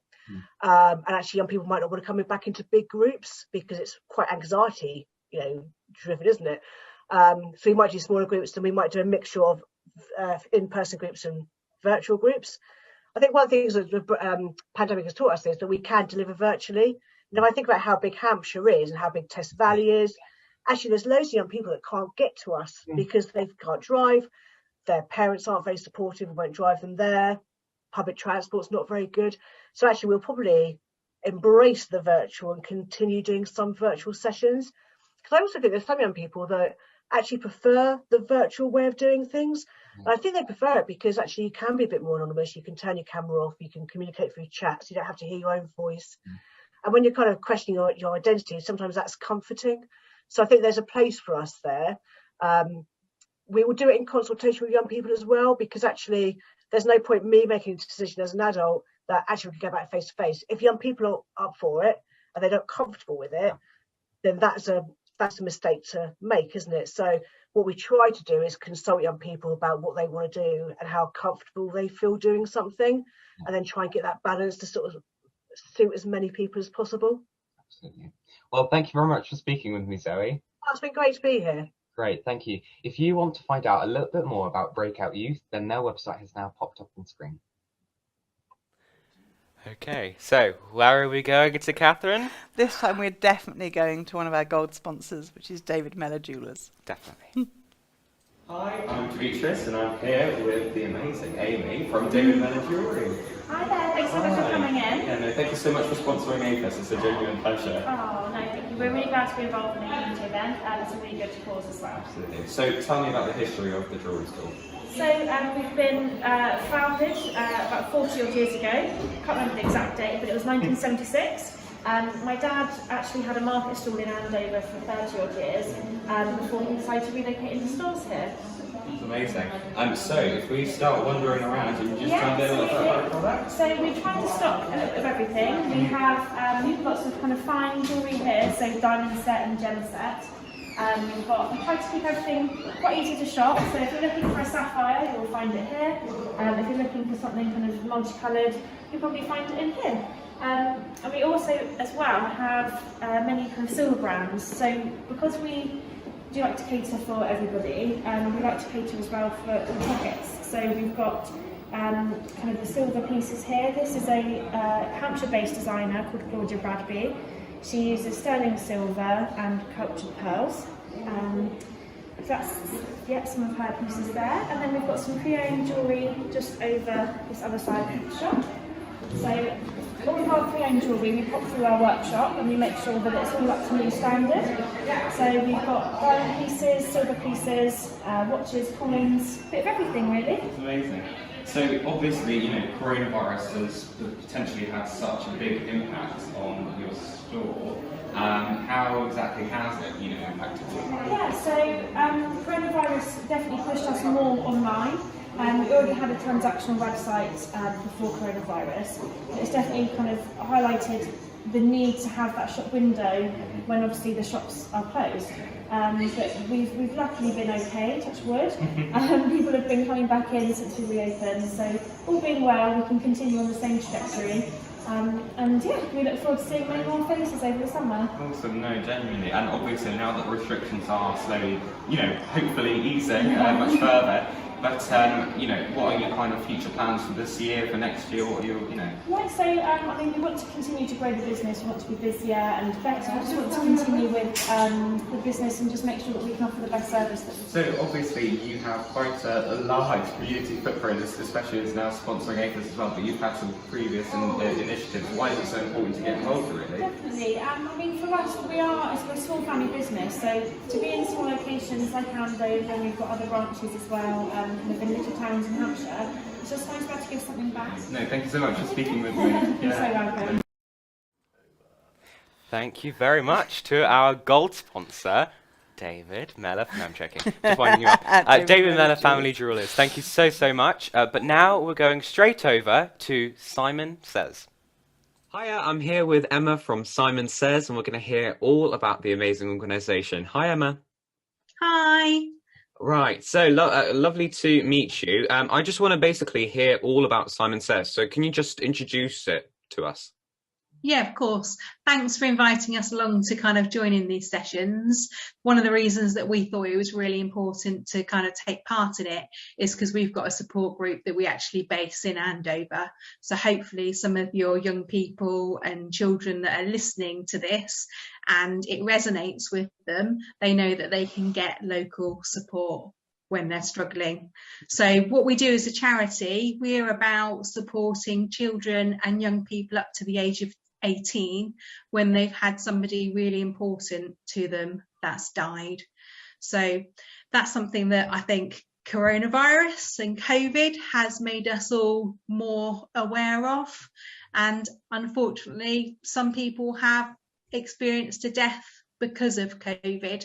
So we've actually found that lots of people have been needing our support, and it is a time when you can struggle with your feelings and your emotions. You don't know what to do, you don't know how to feel, you kind of are all over the place. So sometimes just being in a room full of other children and teenagers that have gone through a similar experience to you can really help to make you realise that actually lots of your thoughts and feelings are normal. Absolutely. And what kind of support does Simon Says provide for the children and perhaps the parents of the child as well? Yes, I think most people, when they think of like a bereavement support group or a support group, will kind of envisage something where you're all sat around in a circle and you take in turns to talk and share about your feelings and your emotions.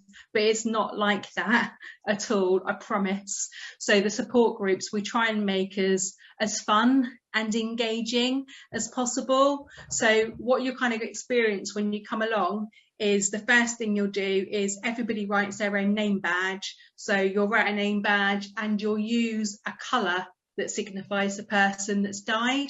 So you can then look around that room and instantly see, without having to say anything, actually there's other people in this room who've got their name written in blue, so that must mean their dad's died as well. So straight away you kind of feel part of the group. We do lots of fun therapeutic craft activities as well to help you kind of think about all those different thoughts and feelings and to channel those emotions in a positive direction. The youth group kind of do more grown-up sessions, so it is lots of talking for them, but often it's talking and listening. So sometimes when you don't feel ready to share your personal story, actually the person that's next to you has just said exactly what it is that you're thinking and feeling. So there's never any pressure to talk unless you feel ready to do so. Yeah, absolutely. And I just want to ask how exactly the coronavirus has impacted your work. Obviously that must have had quite a significant impact on it. Yeah, we found it really frustrating because I think at a time when we've been needed the most and we've wanted to be there the most to be able to support people, we've not been able to give them that face-to-face support. So we've actually found that lots of our support groups have all kind of closed during this period. So we've had to adapt and change the way that we've worked. So we've ended up producing lots of online support newsletters that are all available on our website.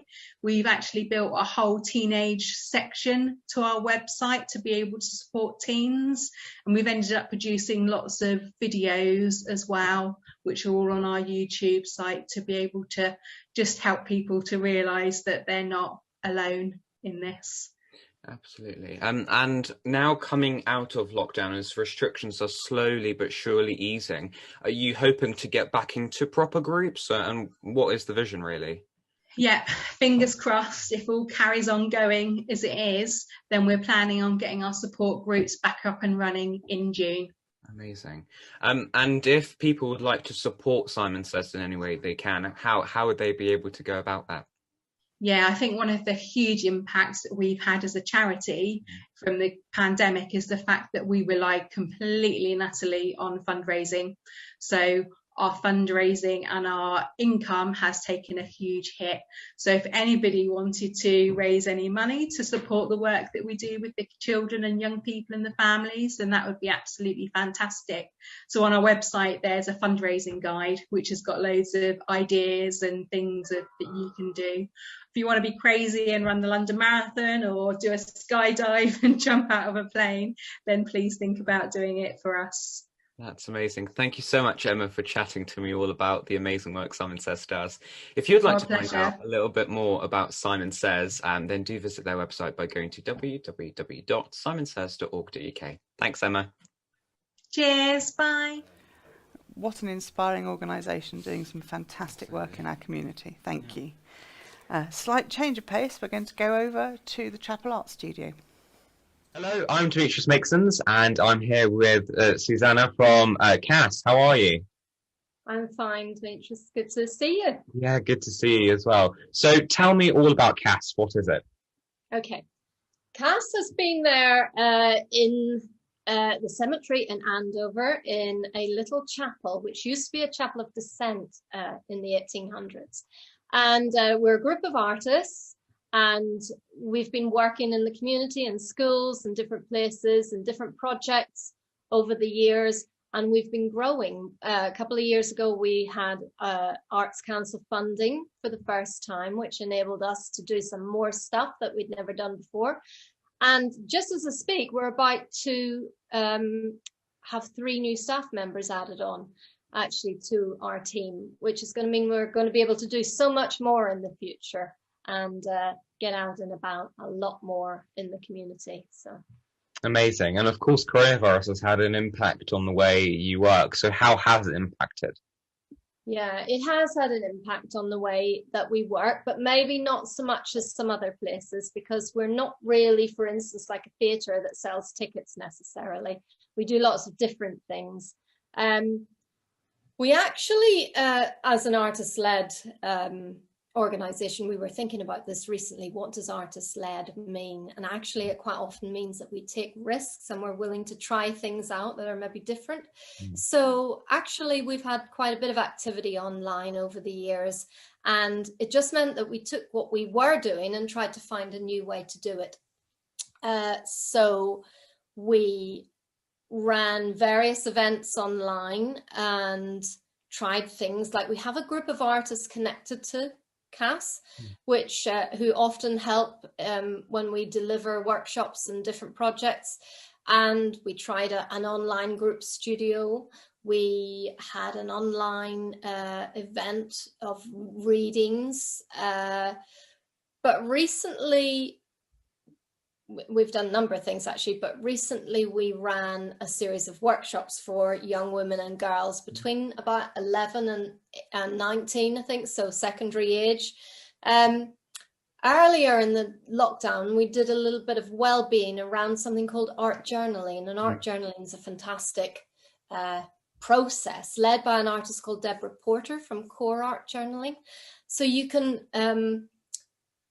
write things that are very personal to you and then layer lots of painting and collaging and words and things over the top of them. So actually the things that are very personal are kind of hidden, and you just get a glimpse of them. So we ran some workshops for young women and girls doing that online, which was a bit of a fast learning curve.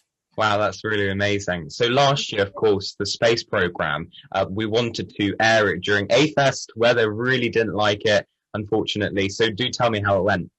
Yeah, putting things into space is not easy, actually. We had about 4 goes at it, I think, before we finally found a time when the weather was just right and everything was okay. In September last year, it went really well, actually. We hadn't got a clue what we were doing. The artist that ran the project, Tom Mansfield from Upstart Theatre, created a little spacecraft, which was really a capsule that held stuff. And the Andover Young Carers created lots of drawings and ideas around that and recordings, also with the WI as well, with the Picket 20 fillies. So with 2 groups, very different age groups, and they put stuff into this. So, you know, digital content of what life was like here, and maybe ideas of, you know, for Andover and hopes and dreams. And we stuck it in this and we sent it into space, just in case there was somebody out there that might want to take this digital info and do something with it. So we let the thing go. Just about a minute before we set off, we realized we had it upside down, the content on the foot, so it wouldn't have gone up. So we quickly rearranged it. It took off, it disappeared, and we all hung around and thought, well, that's the end of a very long project very quickly. And then the GPS started to ping actually after a while, and my son, who was the driver, and the artist set off on a quest to find it, and they found it somewhere around Guildford, I think. Wow. But you have to watch the film to see what the film's going to be presented in Andover at some point, so there'll be a chance to come and see it projected for everybody. Great. Thank you so much for speaking to me all about Cass today. It's been a pleasure. Great. Thanks, Dimitri. It's lovely to speak to you. If you'd like to hear more about the amazing work that Cass does, then please visit the website, which is now popped up on the screen. Thank you. Thank you so much. It was so lovely speaking to Suzanne from Chapel Art Studios. And now we're going to part 2 of Merry-Go-Round Storytelling.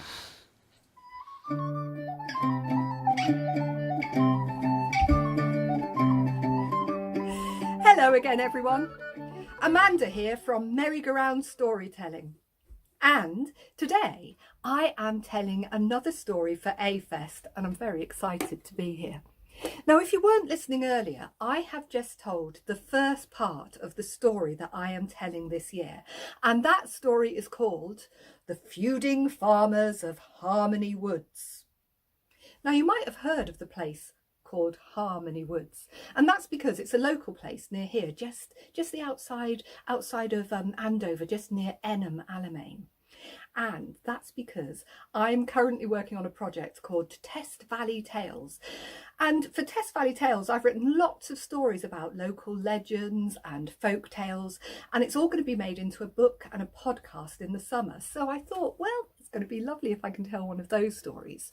So The Feuding Farmers of Harmony Woods is the story of 2 farmers who want to own a piece of land that lies in between their 2 farms. And the farmers' names are Farmer Town, I say jolly good show, and Farmer Country. It's a bit of a tizzy-wazzy and no mistake. So we left the story, a few minutes ago, with the 2 men walking towards each other. You see, they've both decided to go for a stroll across the meadow at exactly the same time. And if they see each other, I think there might be a bit of trouble. So are you ready to see what happens next? Okay, let's give it a go. So, Farmer Town, I say jolly good show, and Farmer Country, it's a bit of a tizzy-wazzy and no mistake, are now walking towards each other across the meadow. First of all, they are kind of lost in their own thoughts. You see, it's a beautiful day and they're looking around at the fields and the beautiful wildflowers, and, well, they are both aware that locally there's lots of talk of this meadow. There's lots of stories about the fairies who live there. Now, both of these two men are practical men, and of course they think nothing of that kind of tittle-tattle. But on a day like today, when everything does look quite magical, they almost start to believe it themselves. Until, that is, the farmers see each other. And when they do, their minds come quickly back to reality, and they look at each other like this. Their eyes narrow, and they think, what's he doing on my land? And they start to walk towards each other. And now they both look like a couple of old cowboys in one of those old films. They get closer and closer and closer and closer until they're literally nose to nose like this. Then they lift up their fists and they begin to shake them at each other, and, well, it's Farmer Town who speaks first, and Farmer Town says, "Get off my land!" Well, of course, Farmer Country is having none of that, and he lifts up his fist and he says, "No, you get off my land!" Farmer Town stands there and he says, "No, no, dear sir, I think you'll find that this land belongs to me." "Don't you dear sir me, you pompous old twit," says Farmer Country. "I think you'll find this land belongs to me." "Ha! Don't you dare speak to me in that tone, you gormlet twerp," says Farmer Town. "This land is mine." "Oh, no, it ain't. This land is mine. I own this meadow." "Oh, I do not think you own this meadow. This land belongs to me." "No, it doesn't. It's mine. No, it's mine. It's mine. It's mine." Well, as you can see, the two farmers are shouting at each other, shaking each fists at each other, and, well, do you think you want to do that with me?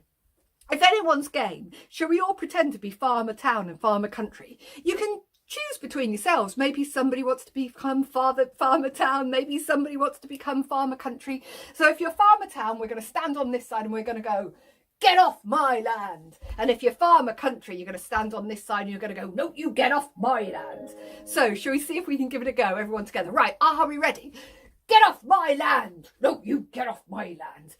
"Get off my land!" "No, get off my land!" And this is going on, and they're getting crosser and crosser and crosser until they both begin to fight. But we don't want any fighting here today at home. So I'm going to take the story from here. You see, what happens next is the two farmers start to grapple with each other like this, and they start to pull and push and pull and push. And of course, neither farmer has ever fought anybody before, and so quite frankly they're not very good at it, and they're kind of grappling around with each other. They're holding each other around the shoulders like this, and their bottoms are sticking out, and, well, they look more like a couple of crabs having a bit of a dance on a beach, to be quite honest. They are shuffling around this way, "Get off my land." Then they're shuffling around this way, "No, you get off my land." And then when they get a bit dizzy, they start to shuffle to the side, "This land is mine." No, they shuffle to the other side, "Oh, I do believe the land belongs to me." And then they shuffle forward and they shuffle backwards. And the problem is, all this shuffling and all this shouting means that they have completely forgotten where they are, which is about to cause a big bit of trouble, because on the edge of the meadow there is a pond, and around the pond there is a big boggy area, a big muddy boggy area. And it's the kind of mud that if you stand in it, you will get stuck. Well, on another day, they could have been lucky and missed this pond completely. But not today. And so lost they are in their own fighting that they shuffle closer and closer and closer and closer to the pond until Farmer Country trips over a big tuft of grass, goes flying, and as he's keeping hold of Farmer Town, he goes flying too, and they both land with a great big squelch in the mud like this.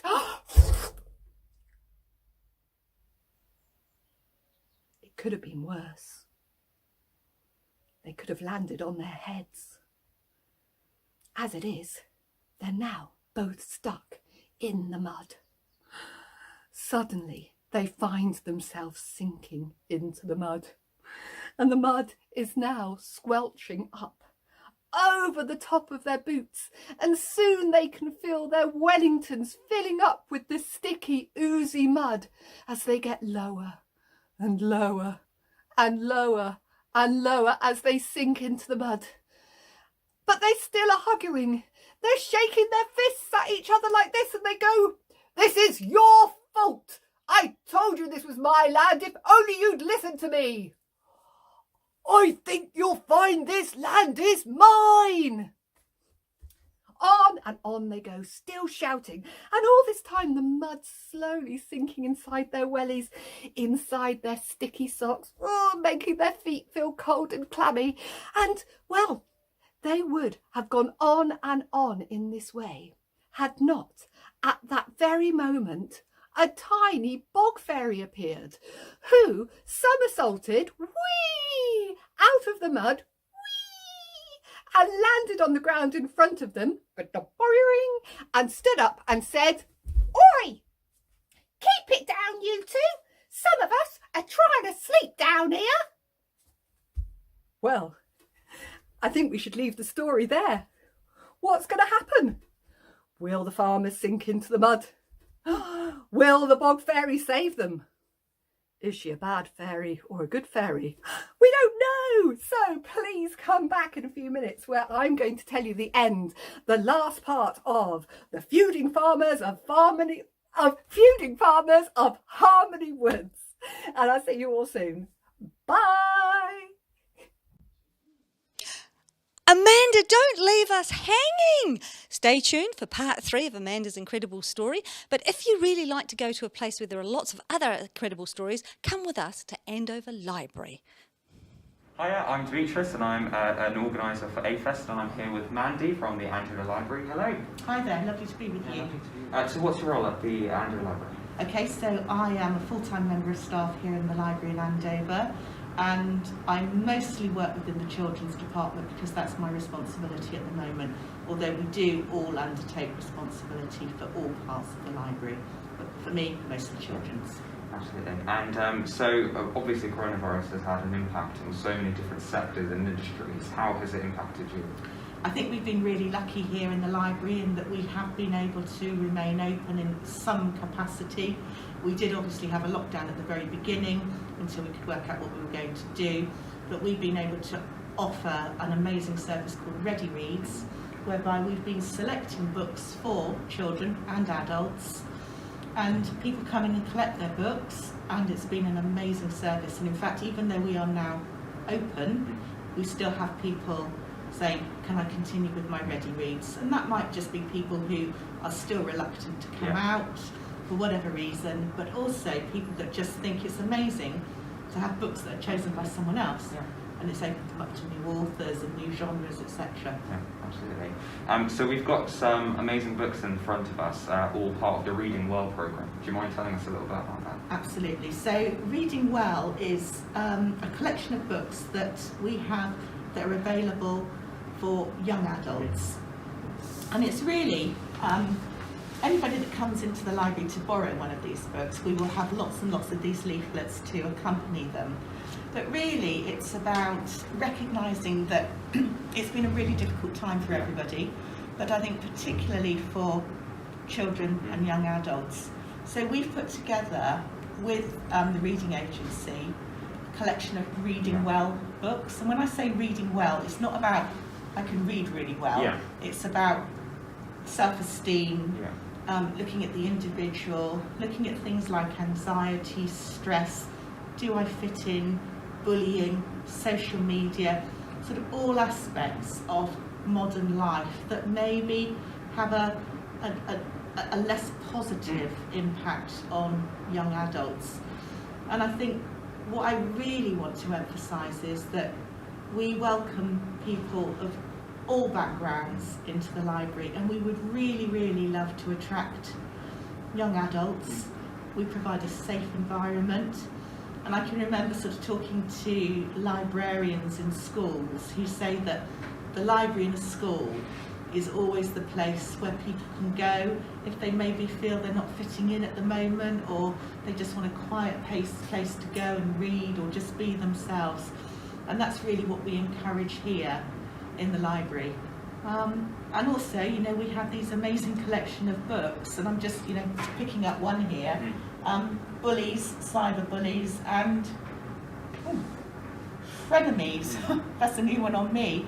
But, you know, this is all stuff that we read about all the time, about the sort of the really positive aspect of social media, but also how detrimental it can be for some children and young adults.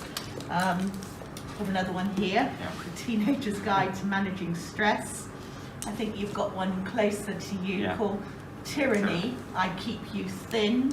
So again, you know, sort of addressing some of the issues around body image. And then also an amazing selection of fiction reading as well, which again tackles maybe some of the more sort of sensitive topics that are very, very specific to young adults and children. All of these books are free to borrow. That's what I want to sort of reinforce. We will make a proper collection of them, and all you'll need is your library card, and it's free to borrow. These books are completely free to borrow, and your library card is completely free for you to join. And we've got lots of other facilities here as well. Great. If you want to find out a little bit more about the Andover Library, then visit the website that's now on screen. Thank you so much to the library for your time and showing us all the resources that you have there in the Ready Reads. It's really a fantastic selection that you've got there. Yeah, absolutely. And now let's go over to the Scouts.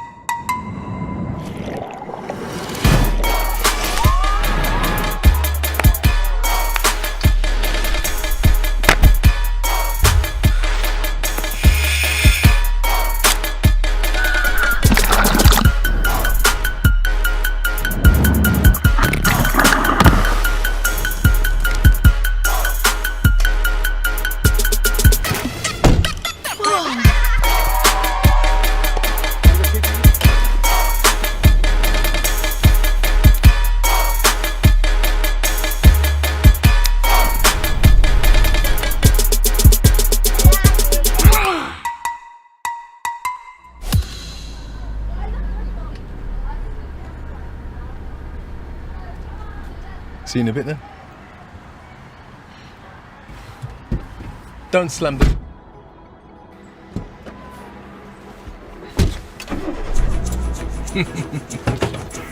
Bye, Dad. See you later. Check it out. Whoa. Hey, guys. See you next week. No, there's absolutely no chance you're getting into the car back.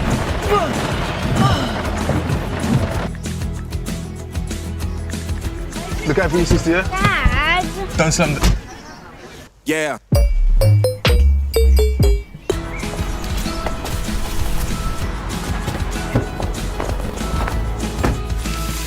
Okay, guys, let's go.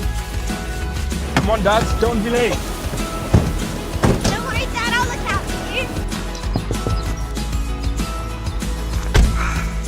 Thanks, Dad.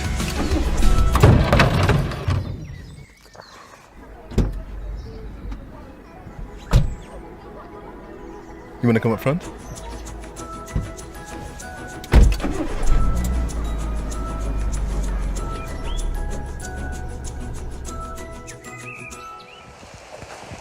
Hello to all my friends in scouting. This is Steve Batchel, and this is about resilience. On expeditions and in the rainforest, it's very easy to get down, particularly when you've been in a situation like this where it's been hammering down with rain all day, all your clothes are wet, you're soggy, you're mouldy, and it's easy to get into a spiral of negativity. It is also easy to fire your mind and get positive, and you could do that with your teammates as well. Everyone's been on an expedition with someone who's negative and starts to bring everyone around them down, but likewise, the positive person can bring so much to team morale. So be that person. Also, never be afraid of failure. We learn so much more from our mistakes than we do our successes. And get out there and give it a go. You know, what's the worst that's going to happen? I guess you could get wet.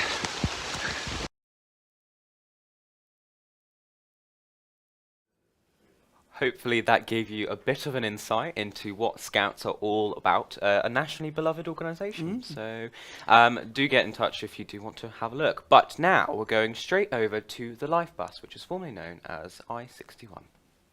Here we go. Hey, Church family, welcome to the Life Bus.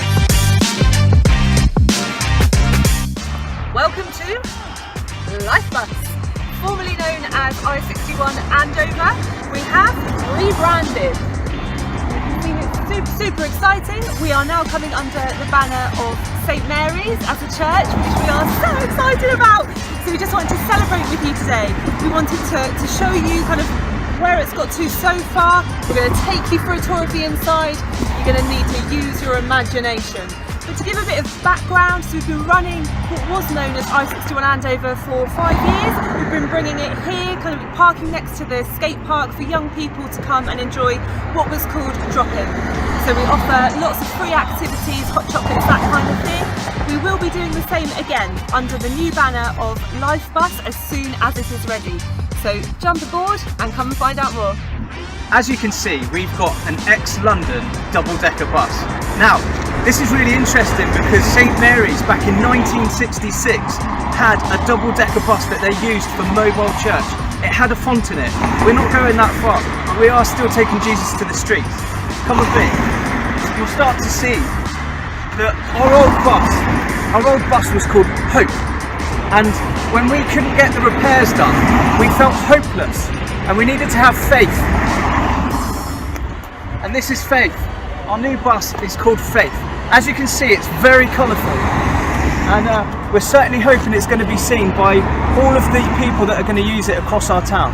Coming under St Mary's, we hoped that not only could we continue fulfilling God's call in our lives to reach the young people in the streets, but also to widen our reach to all sorts of demographics of people. Let's go and have a look inside. Now, as Abby said, you really do need to use your imagination because outside's done, but inside is nowhere near.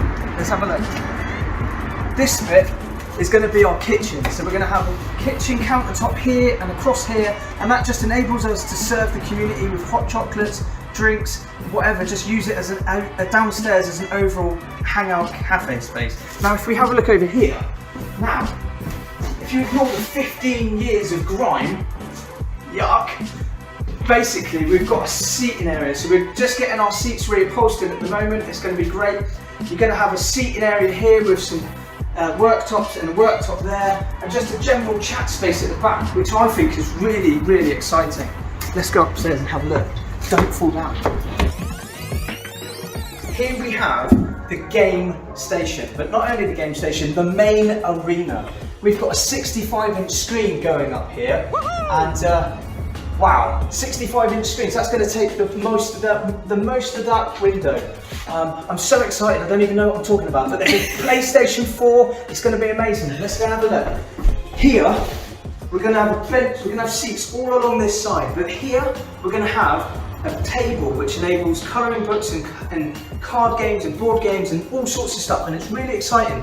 But this one, with the table here, this here right now is a nail bar.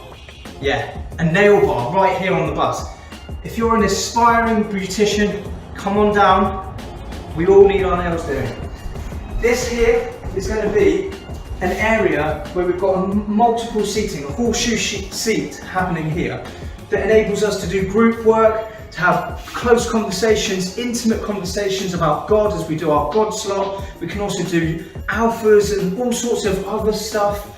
And whatever the Lighthouse Project wants to use the bus for, this is the great space for us to be able to open up. Here specifically, we're going to have a countertop that enables us to put 3 or 4 iPads so that we can do whatever we need to do. And here, if you're an aspiring DJ and you've got those sick beats, this is it. This is your workstation. We need you on the bus. We need you to do your bit. So come on down and take a look. We are so excited to get going. Glenn has showed you, as we said, use imagination. It will not look like this. But to just share a bit of the heart, when we started I-61 with our previous bus Hope, it was the strap lines on the front of the bus there. It was to give young people somewhere to go, something to do, and someone to talk to. And that still stands. What is so exciting though is that the reach is going to be greater. By joining with St Mary's and through the work of the Lighthouse, the bus is going to achieve so much for the kingdom, and we could not be happier. God has worked another miracle with this bus. Twice now, He has gifted us double-decker buses. God is good. So through this, we are going to see lives change, hearts come to know Jesus. Guys, we can't wait. So keep an eye out. I'm sure we will keep you updated as a church with what's going on. Oh, hi lads, what was you saying? We're really excited for the bus to come back. We're really excited too, and we'll see you soon. Oh, that life bus is so cool. So cool. But for all of you who have been hanging, it's now time to go to part 3 of the feuding farmers. What's going to happen? Will they get out of the mud? Take it away, Amanda.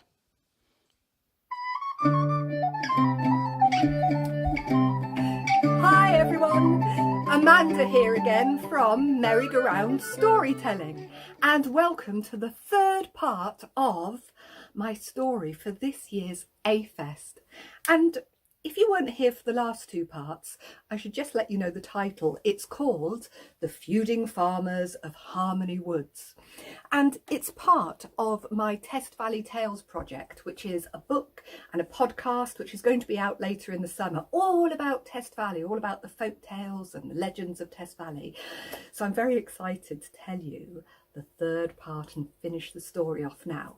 So where were we? Oh yes, basically, this story is all about 2 farmers who are fighting over a piece of land which happens to be in between both of their farms. And the farmers' names are Farmer Town, I say jolly good show, and Farmer Country. That's a bit of tizzy-wazzy and no mistake. Now, these 2 farmers are very grumpy and they don't like each other, and they have started to fight about who owns this piece of land, this beautiful meadow that lies in between their farms. And they're so busy, rough and tumbling, that they end up stuck in the mud like this. Well, they're sinking and they're arguing when all of a sudden a bog fairy appears. A bog fairy?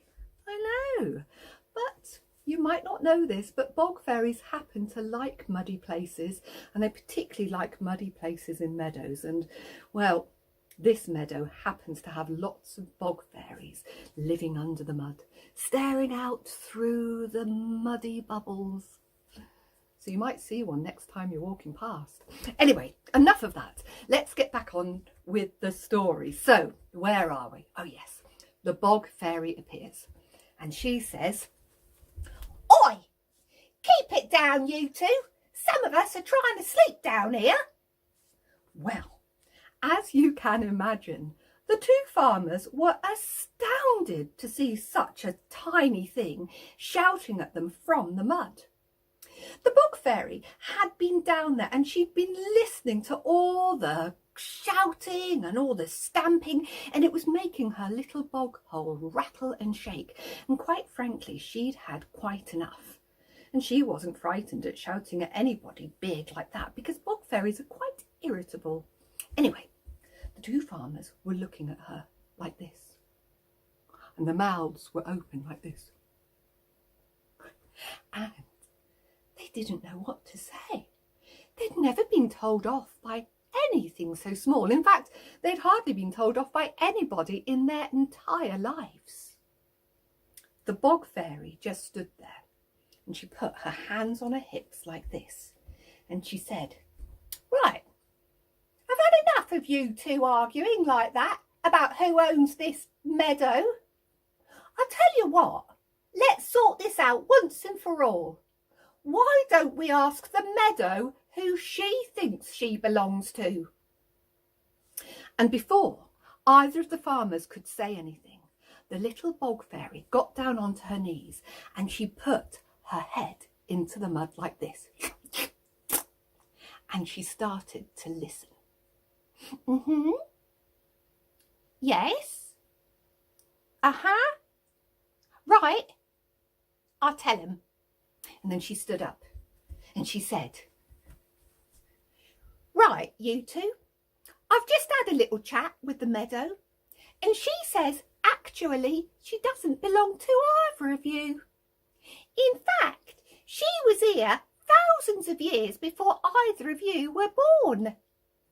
And she'd just like to say, in the politest possible way, please get off my land." Wow! The two farmers were astounded to be told off in this way by something so small, and, well, they didn't know what else to say apart from sorry, which was quite the right thing to do. "That's better," said the bog fairy, and then she started to wiggle her fingers like this. Can you wiggle your fingers like I am? Because we need to get those farmers out of the mud now. She wiggled her fingers, and as she did, she said, "Right, let's get you out of this mud." And she started to lift them up, and they lifted, and they got higher and higher and higher until they started to float through the sky, and they looked like big farmer-shaped clouds floating like this, and big globules of sticky mud started to drip from their boots and fall down onto the ground below. Finally, the bog fairy let them come down onto a lovely dry part of the meadow. The two farmers looked down. "Thank you." "Yes, thank you," said the two farmers, still looking down. They were too embarrassed to look the fairy in the eye. Then slowly, both farmers looked up. And as they looked up, they looked at the meadow. And for the first time, they saw the meadow, not as a place to own, but somewhere beautiful, with its oxeye daisies and its birdfoot trefoils and its beautiful wild flowers growing, and they thought how silly they had been arguing about this place. And they realised, of course, they couldn't own such a beautiful place like this. Nobody could own somewhere like this apart from the land itself. And they suddenly began to feel rather silly. The two men lifted up their hands like this, and they went to shake hands. And as they shook hands, they started to smile. It felt good to smile after all that arguing. Their smiles soon turned to laughter. And their laughter turned to happiness. And, well, from that day on, the two farmers became great friends. They picked up their private land signs and they threw them away.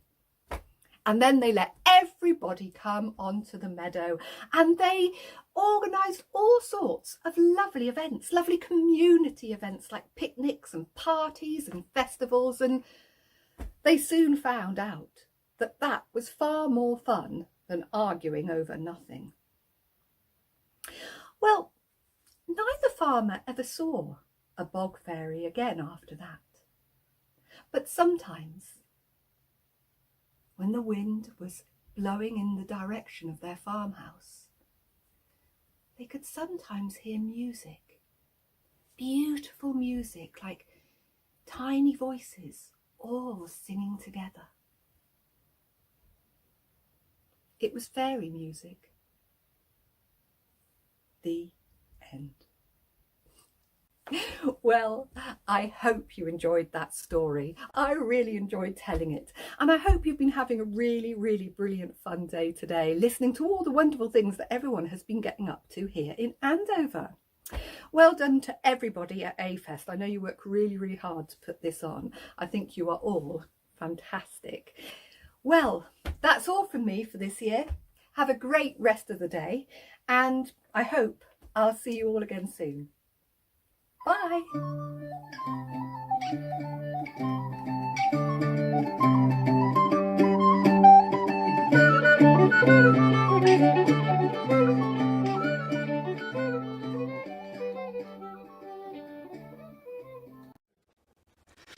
Hello, Hole. I love that story. Thank you so much, Amanda. And I'm looking forward to seeing her again at the Riverside Park in June. That's amazing. We're now at 2 o'clock. We've been on air for a little while, a little bit more to go. Just a little while. And I just wanted to pause, and if you haven't heard it before, then where have you been all morning? But just to say a big, big thank you to the Andover Baptist Church for hosting us and doing all of our tech stuff, which is amazing and has made things run very, very smoothly for us today. So thank you very much to them. Made our lives easier. Absolutely. Well, thank you again. So if you do tune in, do pop a comment. Where are you joining from? Are you in the car? Are you at home? Cozy it up because it might be raining, might be not. Anyway, let's go over to Polly's Arts and Crafts. So, good morning, Paula. Thank you very much for joining me this morning.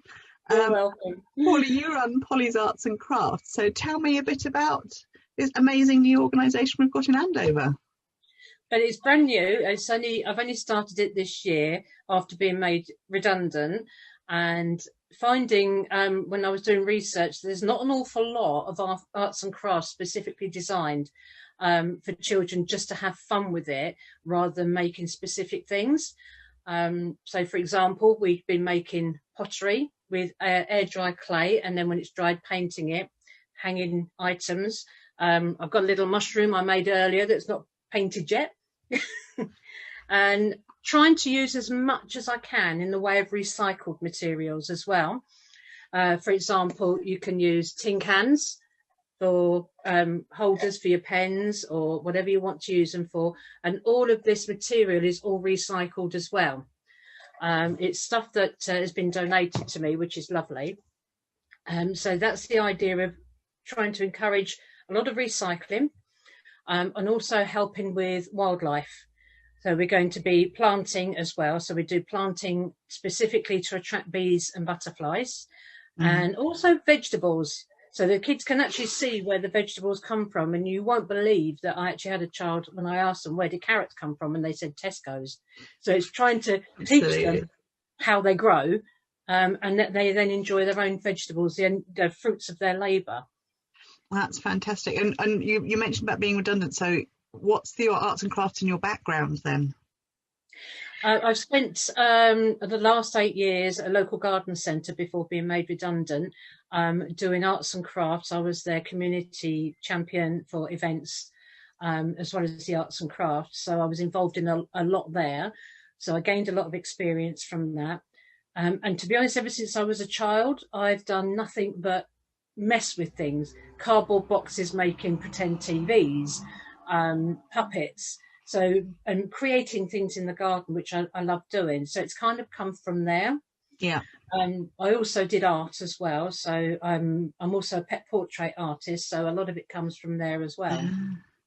So a huge range of experience and stuff. And I understand that you're working up at April's Farm. Is that right? Yes, April's Farm. It's an amazing place. Jamie up there has opened up the centre, where he's going to be doing a lot of things with disabled people. So first Sunday and third Sundays of the month at the moment, I'll be up there doing children's arts and crafts, where we can spend an hour having a bit of fun, creating lots of different things each time they come along. And there's also a kids club. So they'll have a little book which you can stamp. And after so many stamps, you'll get a reward for coming along. So that will hopefully encourage parents and children to come back on a regular basis, and parents are welcome to join in. It's a beautiful setting up there with animals and horses and pigs. So yeah, it's really peaceful as well. That sounds absolutely fantastic. I think I'm certainly going to come along and get my hands dirty as well alongside the children. So. You do get dirty. Come prepared. The best way for people to get in touch with you, is that via your Facebook page? Yeah, either through Facebook, through the Facebook page, which is Polly's Arts and Crafts, or you can email me at polly_anna2010@live.co.uk, or send me a message on my mobile, which is 07841 487 581. Fantastic. Thank you so much for that. I really appreciate you giving me your time this morning to have a chat. It's been a pleasure. Thank you very much. Thank you. I've had a bit of change of scenery. Thank you so much to Polly's Arts and Crafts. And now we're heading over to one of our gold sponsors, Test Valley Models.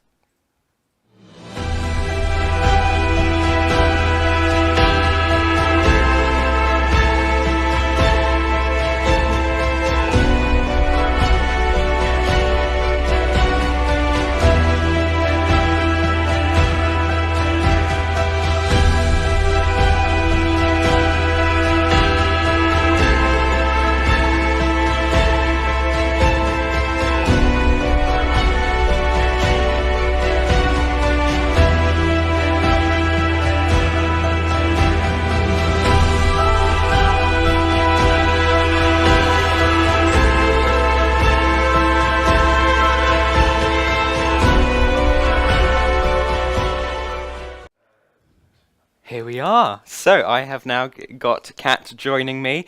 So digital Sabbaths and Kerry Media, how does it play a part? Well, I wanted to talk to everybody about Digital Sabbath because it's actually quite important. Dimitris, can I please have your phone? It would be good if I did have my phone, but here's my imaginary phone. Thank you for your imaginary phone. How did you feel about handing it over? Absolutely horrible. I can't stand it. As in, genuinely, I have a bit of FOMO here. You have a bit of a FOMO. Yeah. Okay. Dimitri, can I ask you a question? Do you take your phone with you into your bedroom when you go to bed? Yeah, I do. It basically goes on charge and when I go to bed and right next to me. Yep. So you have blue light in your face? Yep. Okay. What I'd like to talk to you about is digital Sabbath. One of the things that's very important is that actually you need to have breaks from your phone. So, Dimitris, could you take time from your phone? Could you be without your phone for 30 seconds? Yeah, for 30 seconds. Do you think you could be without your phone for a minute? Yeah, probably for a minute. Do you think you could be without your phone for a period, like at school? Yeah. Do you think you could be without your phone for a day? Probably not. Okay, and this is the problem because we're so absolutely used to this piece of technology. But we've got a part in our brains that gets absolutely triggered by all of those alerts and all of those notifications on the phone. And we don't get a time to calm down and we don't get a time to rest. So what happens? You get overstimulated. Yep. And then it just feels like the world's crushing in. And then suddenly it's really hard to cope. So to give yourself a mental health break, you need to put your phone outside of your bedroom when you go to bed. Yeah, no, Here's definitely. your imaginary phone back. Thank you so much for my imaginary phone My back. name is Catherine Randall. I am a social media coach for Kiruru Media. If you'd like to know more about Digital Sabbath, you can go over to my LinkedIn or you can come and talk to me and you'll find all the details in the chat. Absolutely. Thank you very much, so Dimitris. much. And now we're going over for some music from Test Valley Brass, who Catherine interviewed.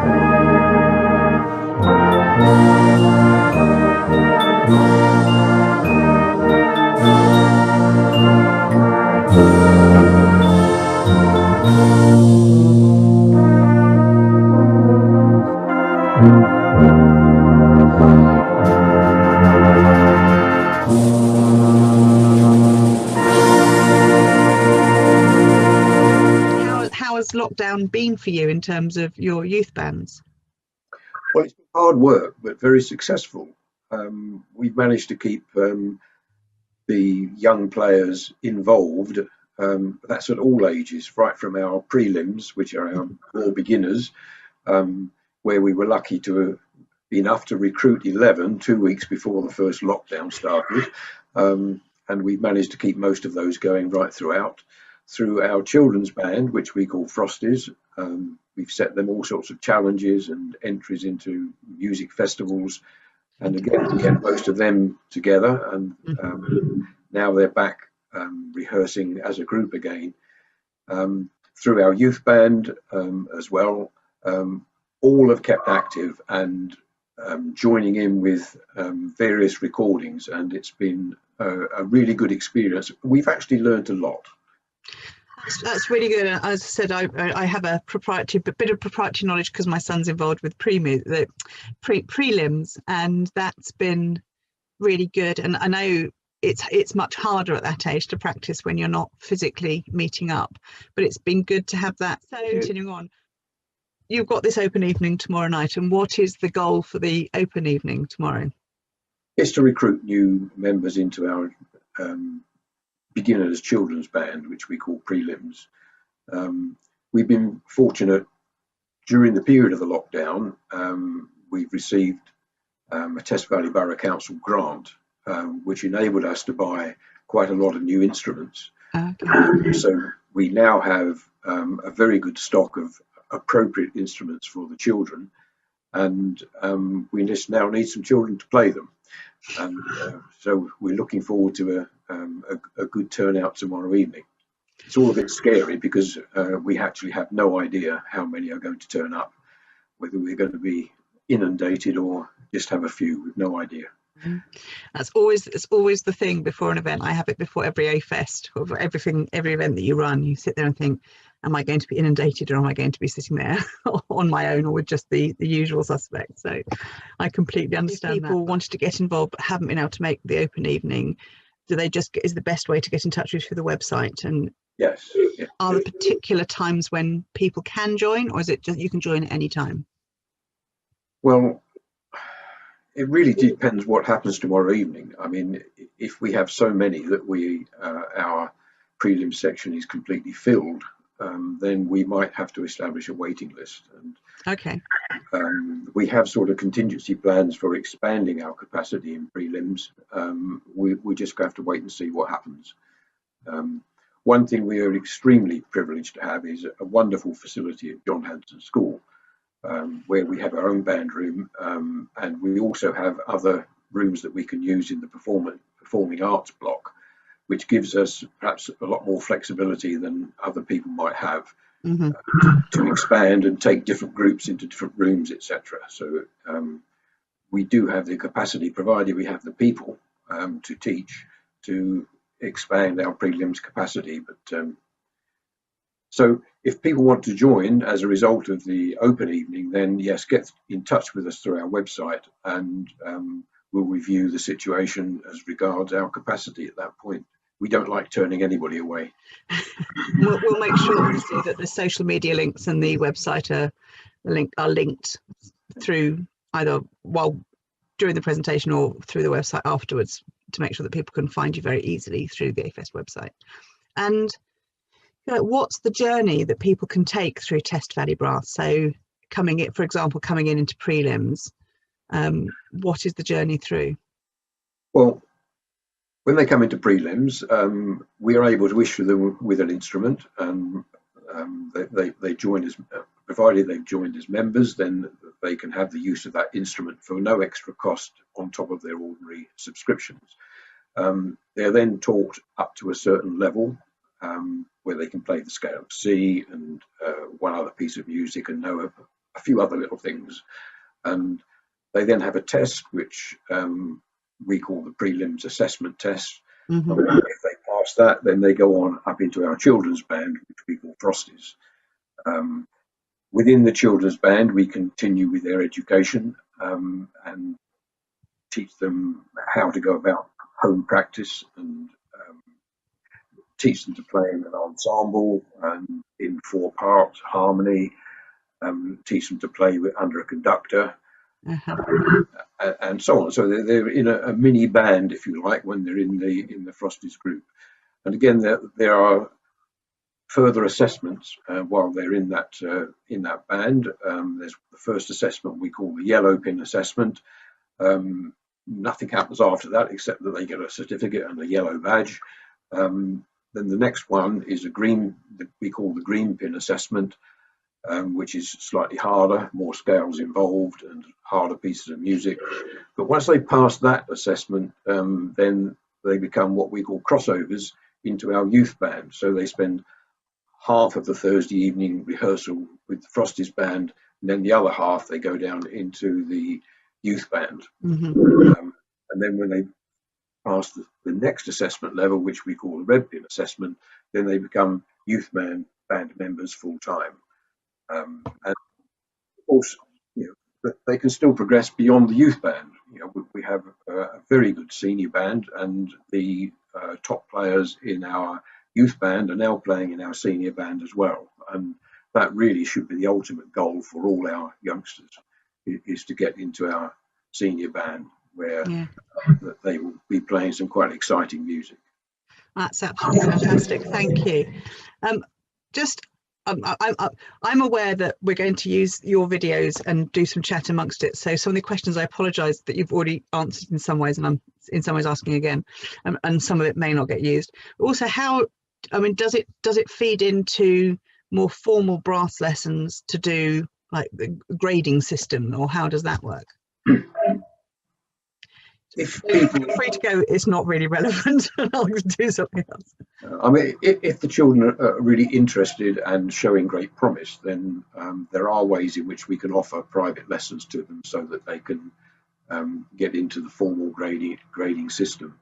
But within our own band, we don't have the capacity really to take on guiding them through those graded exams. But the more promising ones, we do tend to channel towards certain teachers who would take them through that system. Fair enough. And what's the best thing about being part of Test Valley Brass? Well, you know, we call ourselves a community band, and we really live up to that. You know, we teach dozens and dozens of children. We also teach adults, and it all channels through such that hopefully all the best players will end up in the senior band. But if they don't, then at the level at which people are in our adult training band or in the youth band or even in the Frosties band, people can have great fun. And that's really what we try to emphasize, is that people enjoy what, you know, at all levels and all ages, enjoy what they're doing, even though there's an ultimate game of ultimate target of reaching a certain standard. Whatever standard you are, we still want you to enjoy it.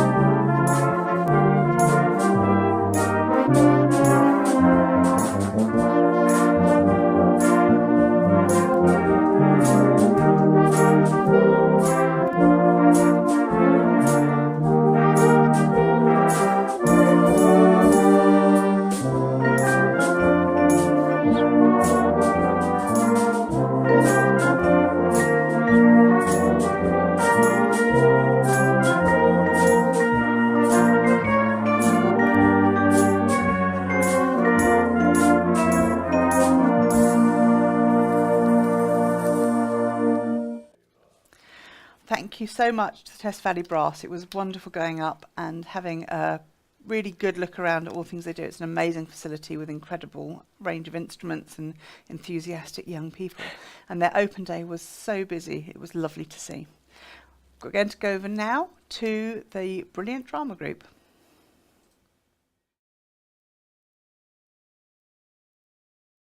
Not everyone is grateful. You know a story. Do you know a story about that? Okay. Don't I always?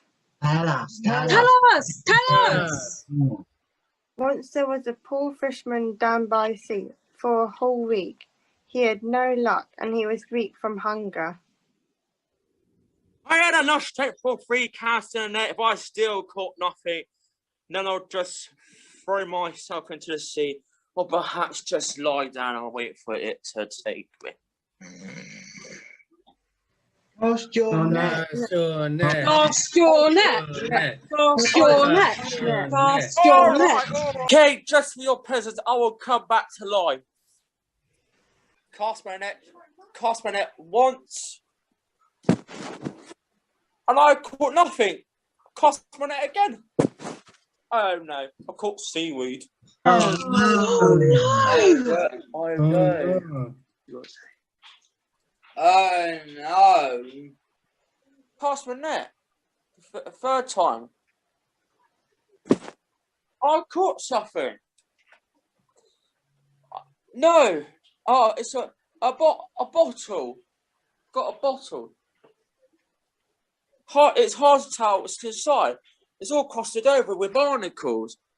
It almost looks that's something moving in there, but it's been in the sea for so long that it's not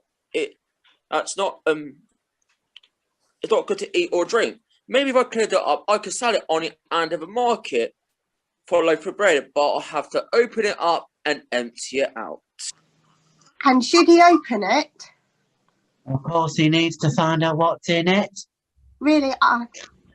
And are you sure? Oh, it might be dangerous.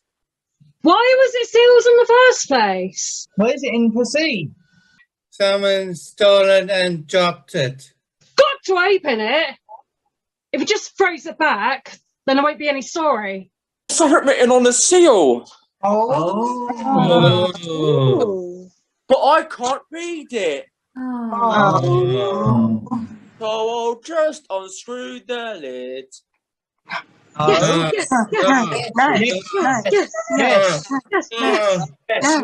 Yes. I've opened the bottle. Opened it.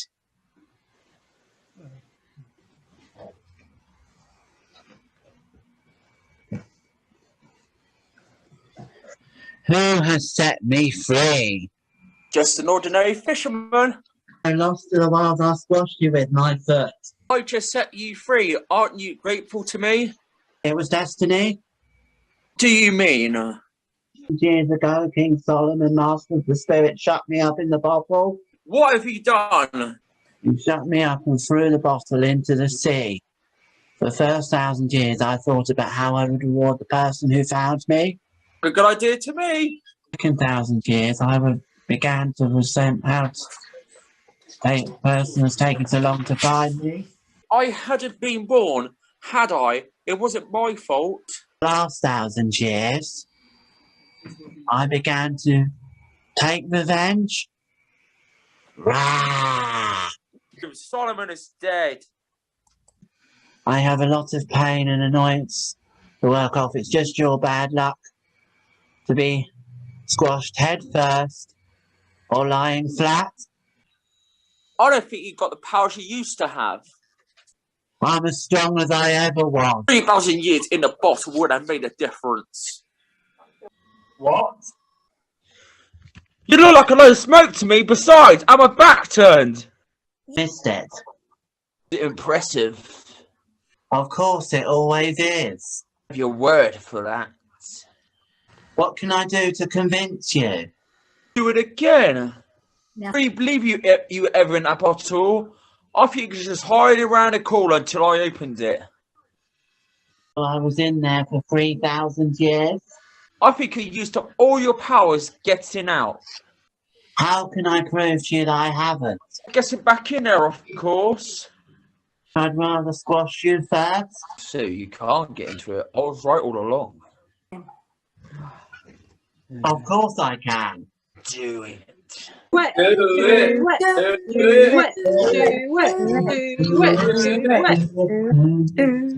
It's gone. Yay! What happened now?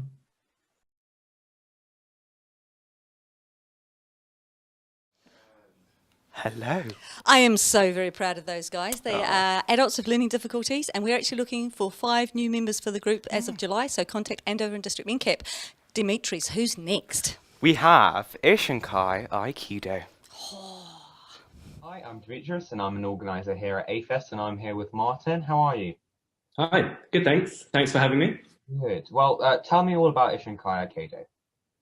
Yeah, sure. So, bit of background. So, my name's Martin. I've done martial arts since I was about 4 now. I got black belt in Aikido when I was 18. So I started it all the way back when I was 12. And effectively, Aikido is a martial art. So Ishinkai is just the association that it's the group of us that practice it throughout the country. So tell me all about Ishinkai then first. Sure. So Ishinkai was founded by my teacher, by a guy called Dennis Burke. He's one of the most experienced in the West, really. He's been taught by direct students of the founder of Aikido. And yeah, he's done a lot of work to build it up. So we've got clubs in London and we've got a club in Andover, and it's Fifield, so just that side. So yeah. Okay, and what about Aikido? So Aikido is, yeah, as I kind of touched on, Aikido is a martial art. It comes from Japan. Originally, it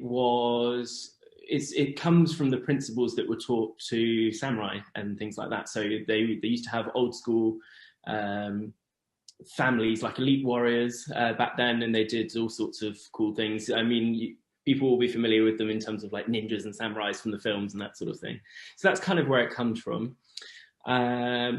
And yeah, so it kind of teaches you how to be aware and calm under pressure. So whether it be you're being attacked, hopefully you're not being attacked, whether it be that or you're just in an intense situation, it allows you to be calm and deal with the situation effectively and be more aware of what's going on around you. And we do it in a bunch of cool different ways. But so with the adults, we tend to do, it's more like what you would picture in your head with a martial art. But with the kids, so kids are excitable and they lose interest quickly. So we do it through games and things instead. So we do a whole bunch of games where they can have fun and still learn some of those principles. So even the kids get to learn things like, unbendable arm, unraisable body, stuff like that. And then for sort of you guys, so your age, teenagers, we do, a bit more of the movements. So you get a bit more stuck into the martial art, if you see what I mean. Well, and of course, coronavirus has impacted, the whole organisation's success one way or another. How has it impacted you?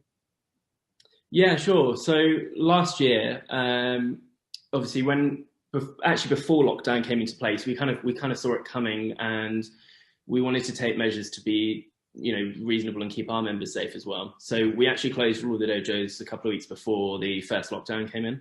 Obviously, we've stayed closed since then, as with many people and different businesses. So yeah, it's a bit of an unfortunate time for everyone, but we are making the most of it. So for the adult side, so any adults watching, you guys can get stuck in on some of the virtual dojo stuff. So they're doing online sessions for them. But kids and youth will get a bit bored looking at a screen, I think. So what we've done is, we've got a waiting list instead for that one. But we've been basically taking the opportunity to refurbish the dojo in Andover.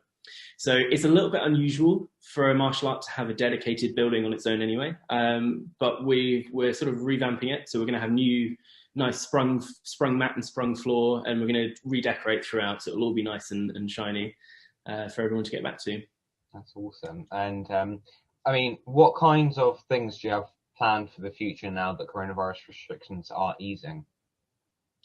Yeah, sure. So we haven't got an open date yet. We're going to reopen when it's responsible to, a little bit like we did with closing. So when we're able to, we're going to reopen. We're looking forward to putting on classes again for kids and youth of all ages. And of course, getting to spend some time in the new dojo and experience that, because that'd be pretty cool. Definitely. And if people did want to join the waiting list or find out a little bit more, where would they do that? Yeah, sure. So they can do it on the website, so ishinkai.co.uk, and then / Andover Youth. So yeah, just Google us and you'll find us. We're up in Fifield, and there's a form at the bottom. So if you've got kids who you want to sign up, or if you're teenager like yourself and want to sign up, you can head there and just fill out that form and get on the list. Brilliant. Thank you so much for speaking with me. No problem. Thanks very much. Right. If you want to find out a little bit more about the organisation, then please see the website that is now popped up on screen. Well, thank you so much. It was a pleasure speaking to him and about the amazing opportunities that there are for young people to learn some skills and learn self-defense and learn discipline about yourself as well. So now we're going to, a bit earlier than scheduled, the art room.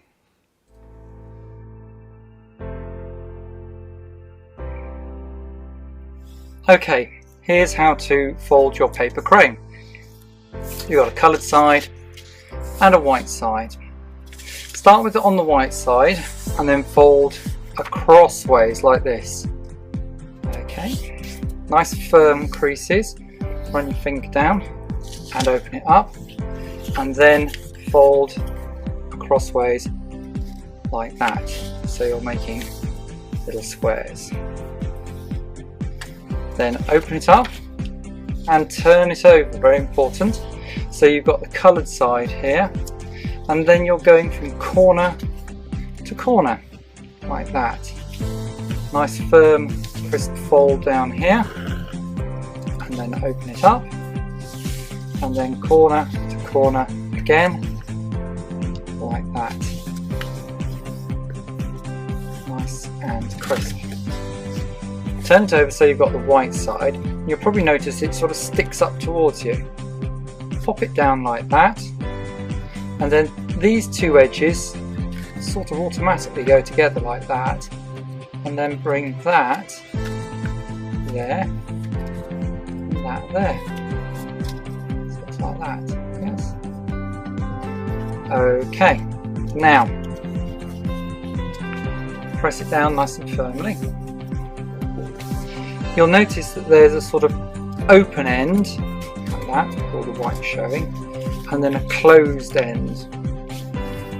It's the open end you need to make sure you're doing the folding. It's folding like this. You take this edge to the middle,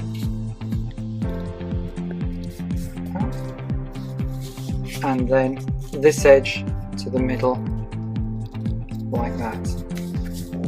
Nice firm folds. Turn it over, then take this edge across the middle like that.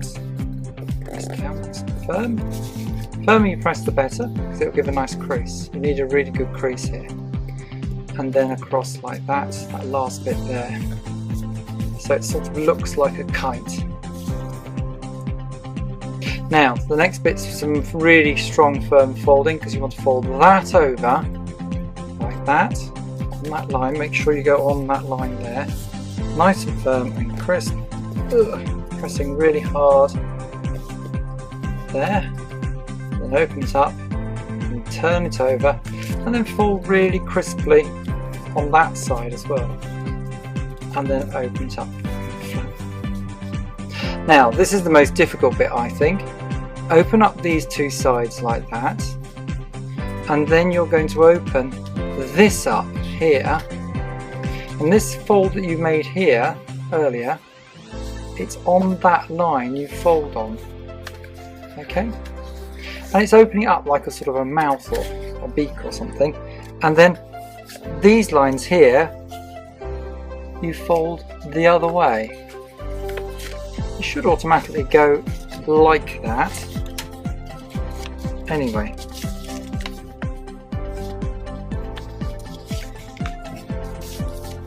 just fold that down and then turn it over and do the same on the other side.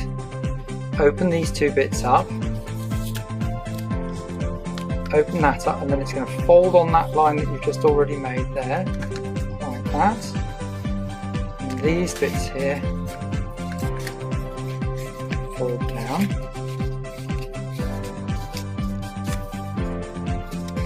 There we go, like that.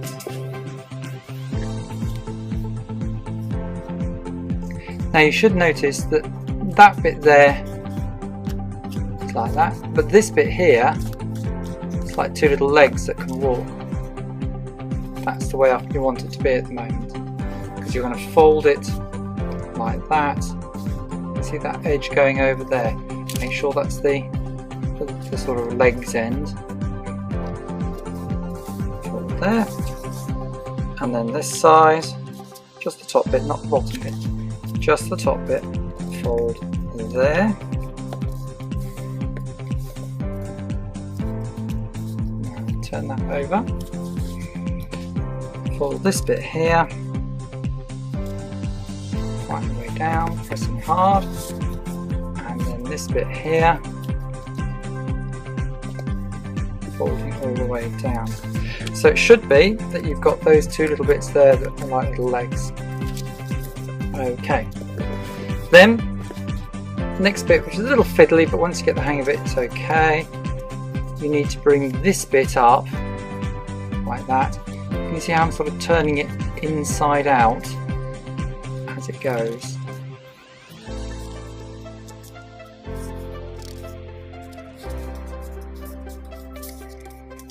And then the same on this side.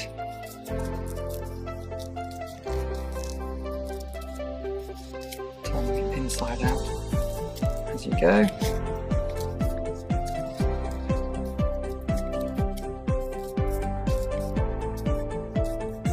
There we go. And then the last little bit is to bend that.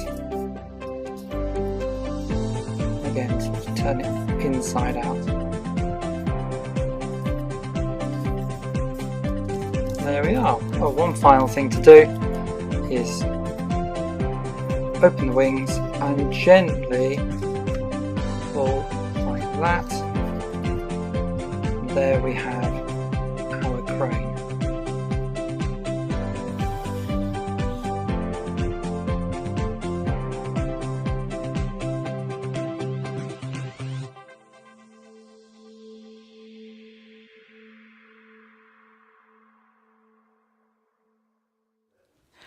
Thank you so much to John from the art room for doing that.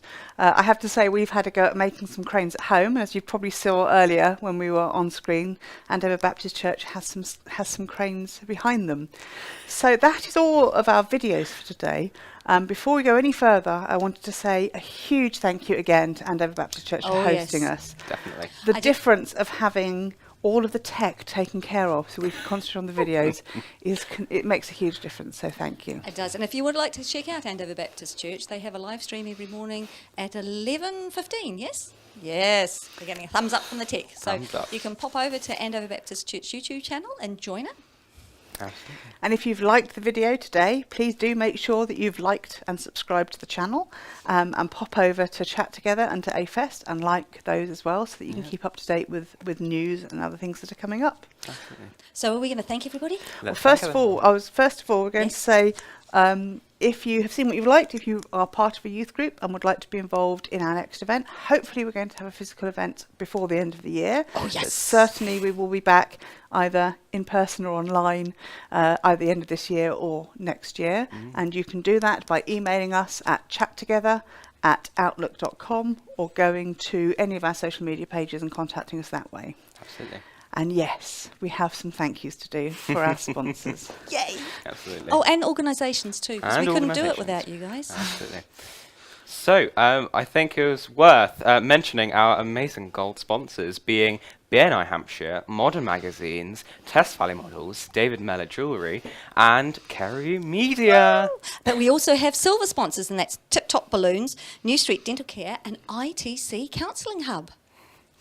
And of course our bronze. Our bronze, oh sorry, to the bronzes. The bronze sponsorships being andrewmiddleton.org, the Rock House in Andover, Love and Joy Home, Travelling Cupcake, Natural Business Network, the Lifestyle Card, Shelley's Outsourced Solutions, Andover Piano and Singing, and my own tutor, North Hampshire. Thank you very much.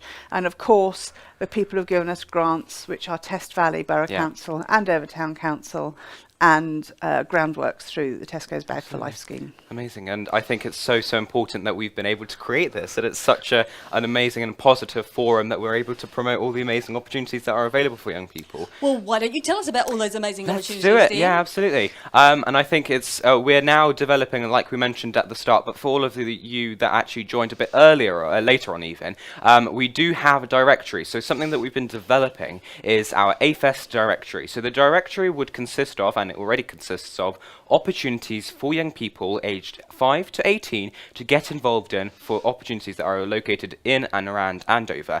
This is constantly evolving and will also be updated significantly after the event to include all the amazing organisations that have taken part today. So if you actually don't see your organisation and you are a part of an organisation in the directory, do let us know, because we'd absolutely love to develop this directory further and make sure that your organisation is in it. And the directory can be found on our website at www.afestandover.co.uk, and then you'll be able to click the button at the bottom of the screen called Directory. And when we are finished with the directory, we're never going to be finished, it will be an evolving thing. When the directory is more populated, you'll be able to sort by the kind of activity or the age range of your child. Again, you may have missed it at the start. One of the things that's always so amazing doing AFest is the sheer number of organisations that are out there for children and young people in Andover. We have been in touch with over 70 organisations to organise today. Obviously, we can only fit in about 30 odd slots for today, so we're hoping to have more in the high street when we can get back there. There is so much out there for young people, and doing this every time I've done AFest, which I've been doing now since 2016, it fills me with joy with the amount of opportunities that are out there for the young people in Andover. Absolutely. But also it's really wonderful to have these organisations who are populated and run by young people being able to talk to us about what they're doing, and the young musicians. Yes, our amazing musicians, and bringing an element of AFest that's actually so important to AFest and would have been quite a highlight of anyone who went through the high street in a non-COVID AFest, really. But no, thank you so much to Lani, Clayton, Amelia, Nuno and the Test Valley Brass for showing us some amazing music and giving us a real delight, really. So no, thank you so much. And if you want to be an artist, let's say in our hopefully not online event in September or at any point in the next year, but also hopefully another online event, then do let us know. And Catherine has given us all the contact emails already. But I think it's time to thank all the organisations for being a part of today. Yes, indeedy. Let's do that. So, if we take it one by one and see where we get up to. So, a huge thank you to the Able Foundation. Andover Mind. See, the thing is here is they're reading off a list that I can't see from where I'm standing. Well, you come so forward. why don't I let you guys do the list? Absolutely. Okay. Okay, well then that's Phil North. MLG Gazettes, or Modern Magazines now. Amelia, who's previously Luciana. Absolutely. And Girl Guiding. Andover rocks. Andover does rock. Hampshire Youth Parliament. Oh, in yellow, it makes it hard to read. Oh, of course, the storytelling. Amanda Kane Smith and MLG merry-go-round storytelling. Yes. Brilliant, absolutely. And of course, the amazing Nuno. And the Hampshire Police Cadets. Yep. And the Hampshire Youth Network. And BNI Hampshire and the BNI Andover branch, which is Andover Avengers. Absolutely. And DMK Potential, which we're all one way or another part of. Andover District NCAP, looking after people with learning disabilities. Yep. And Yellow Brick Road Projects. Amazing. And Breakout Youth, so important. Yep. Definitely Breakout, not David Mallow. And this is where DM's going to sneakily turn the page over. Sneakily. Let's see if we you don't see anything, you just see my hand. I'm fairly sure that next up is David Mellor Jewelers. What? No way. Are you sure? Are you sure? We're indelibly etched in my brain that after Breakout Youth is David Mellor Jewelers. Absolutely. Okay. And then Simon Says. And then Chapel Art Studio. And then Andover Library. And then Scouts. That's Hampshire Scouts, right? Yeah. Okay. And then the Life Bus. Dun, dun, dun. And then Polly's Arts and Crafts. Test Valley Models, which are just cracking. Absolutely, and of course our amazing Kat Randolph, Carey Media. Yeah, and then oh, Test Valley Brass. Yes, absolutely, and then Brilliant Drama. And then, no, you can say this one. Ishinkai Aikido. And the Art Room. So thank you so much to absolutely all of the organisations that have made today possible and actually showcasing the opportunities that you do offer to young people in and around Andover. Thank you so much to everyone who's tuned in and joined us, and all the comments that we've had. It's always wonderful to know that people are out there listening and watching. So thank you very much for that. Absolutely. Yep, we were very well aware that we're competing with Glastonbury and Kaboo and the Eurovision Song Contest. Yeah. Yes. But let's face it, Andover is an awesome place to live. Absolutely, absolutely. Yeah, definitely. And I think it's so important now that we've, coming to the end of A-Fest. Well, for this, for 2021, and hopefully, if all goes well, we will be back in the High Street later this year. That would be a brilliant thing, definitely. So, I think it is time for us to sign off and let you get on with the rest of your days and say thank you very much for being here and being a part of A-Fest Online 2021. Absolutely. Bye. Bye.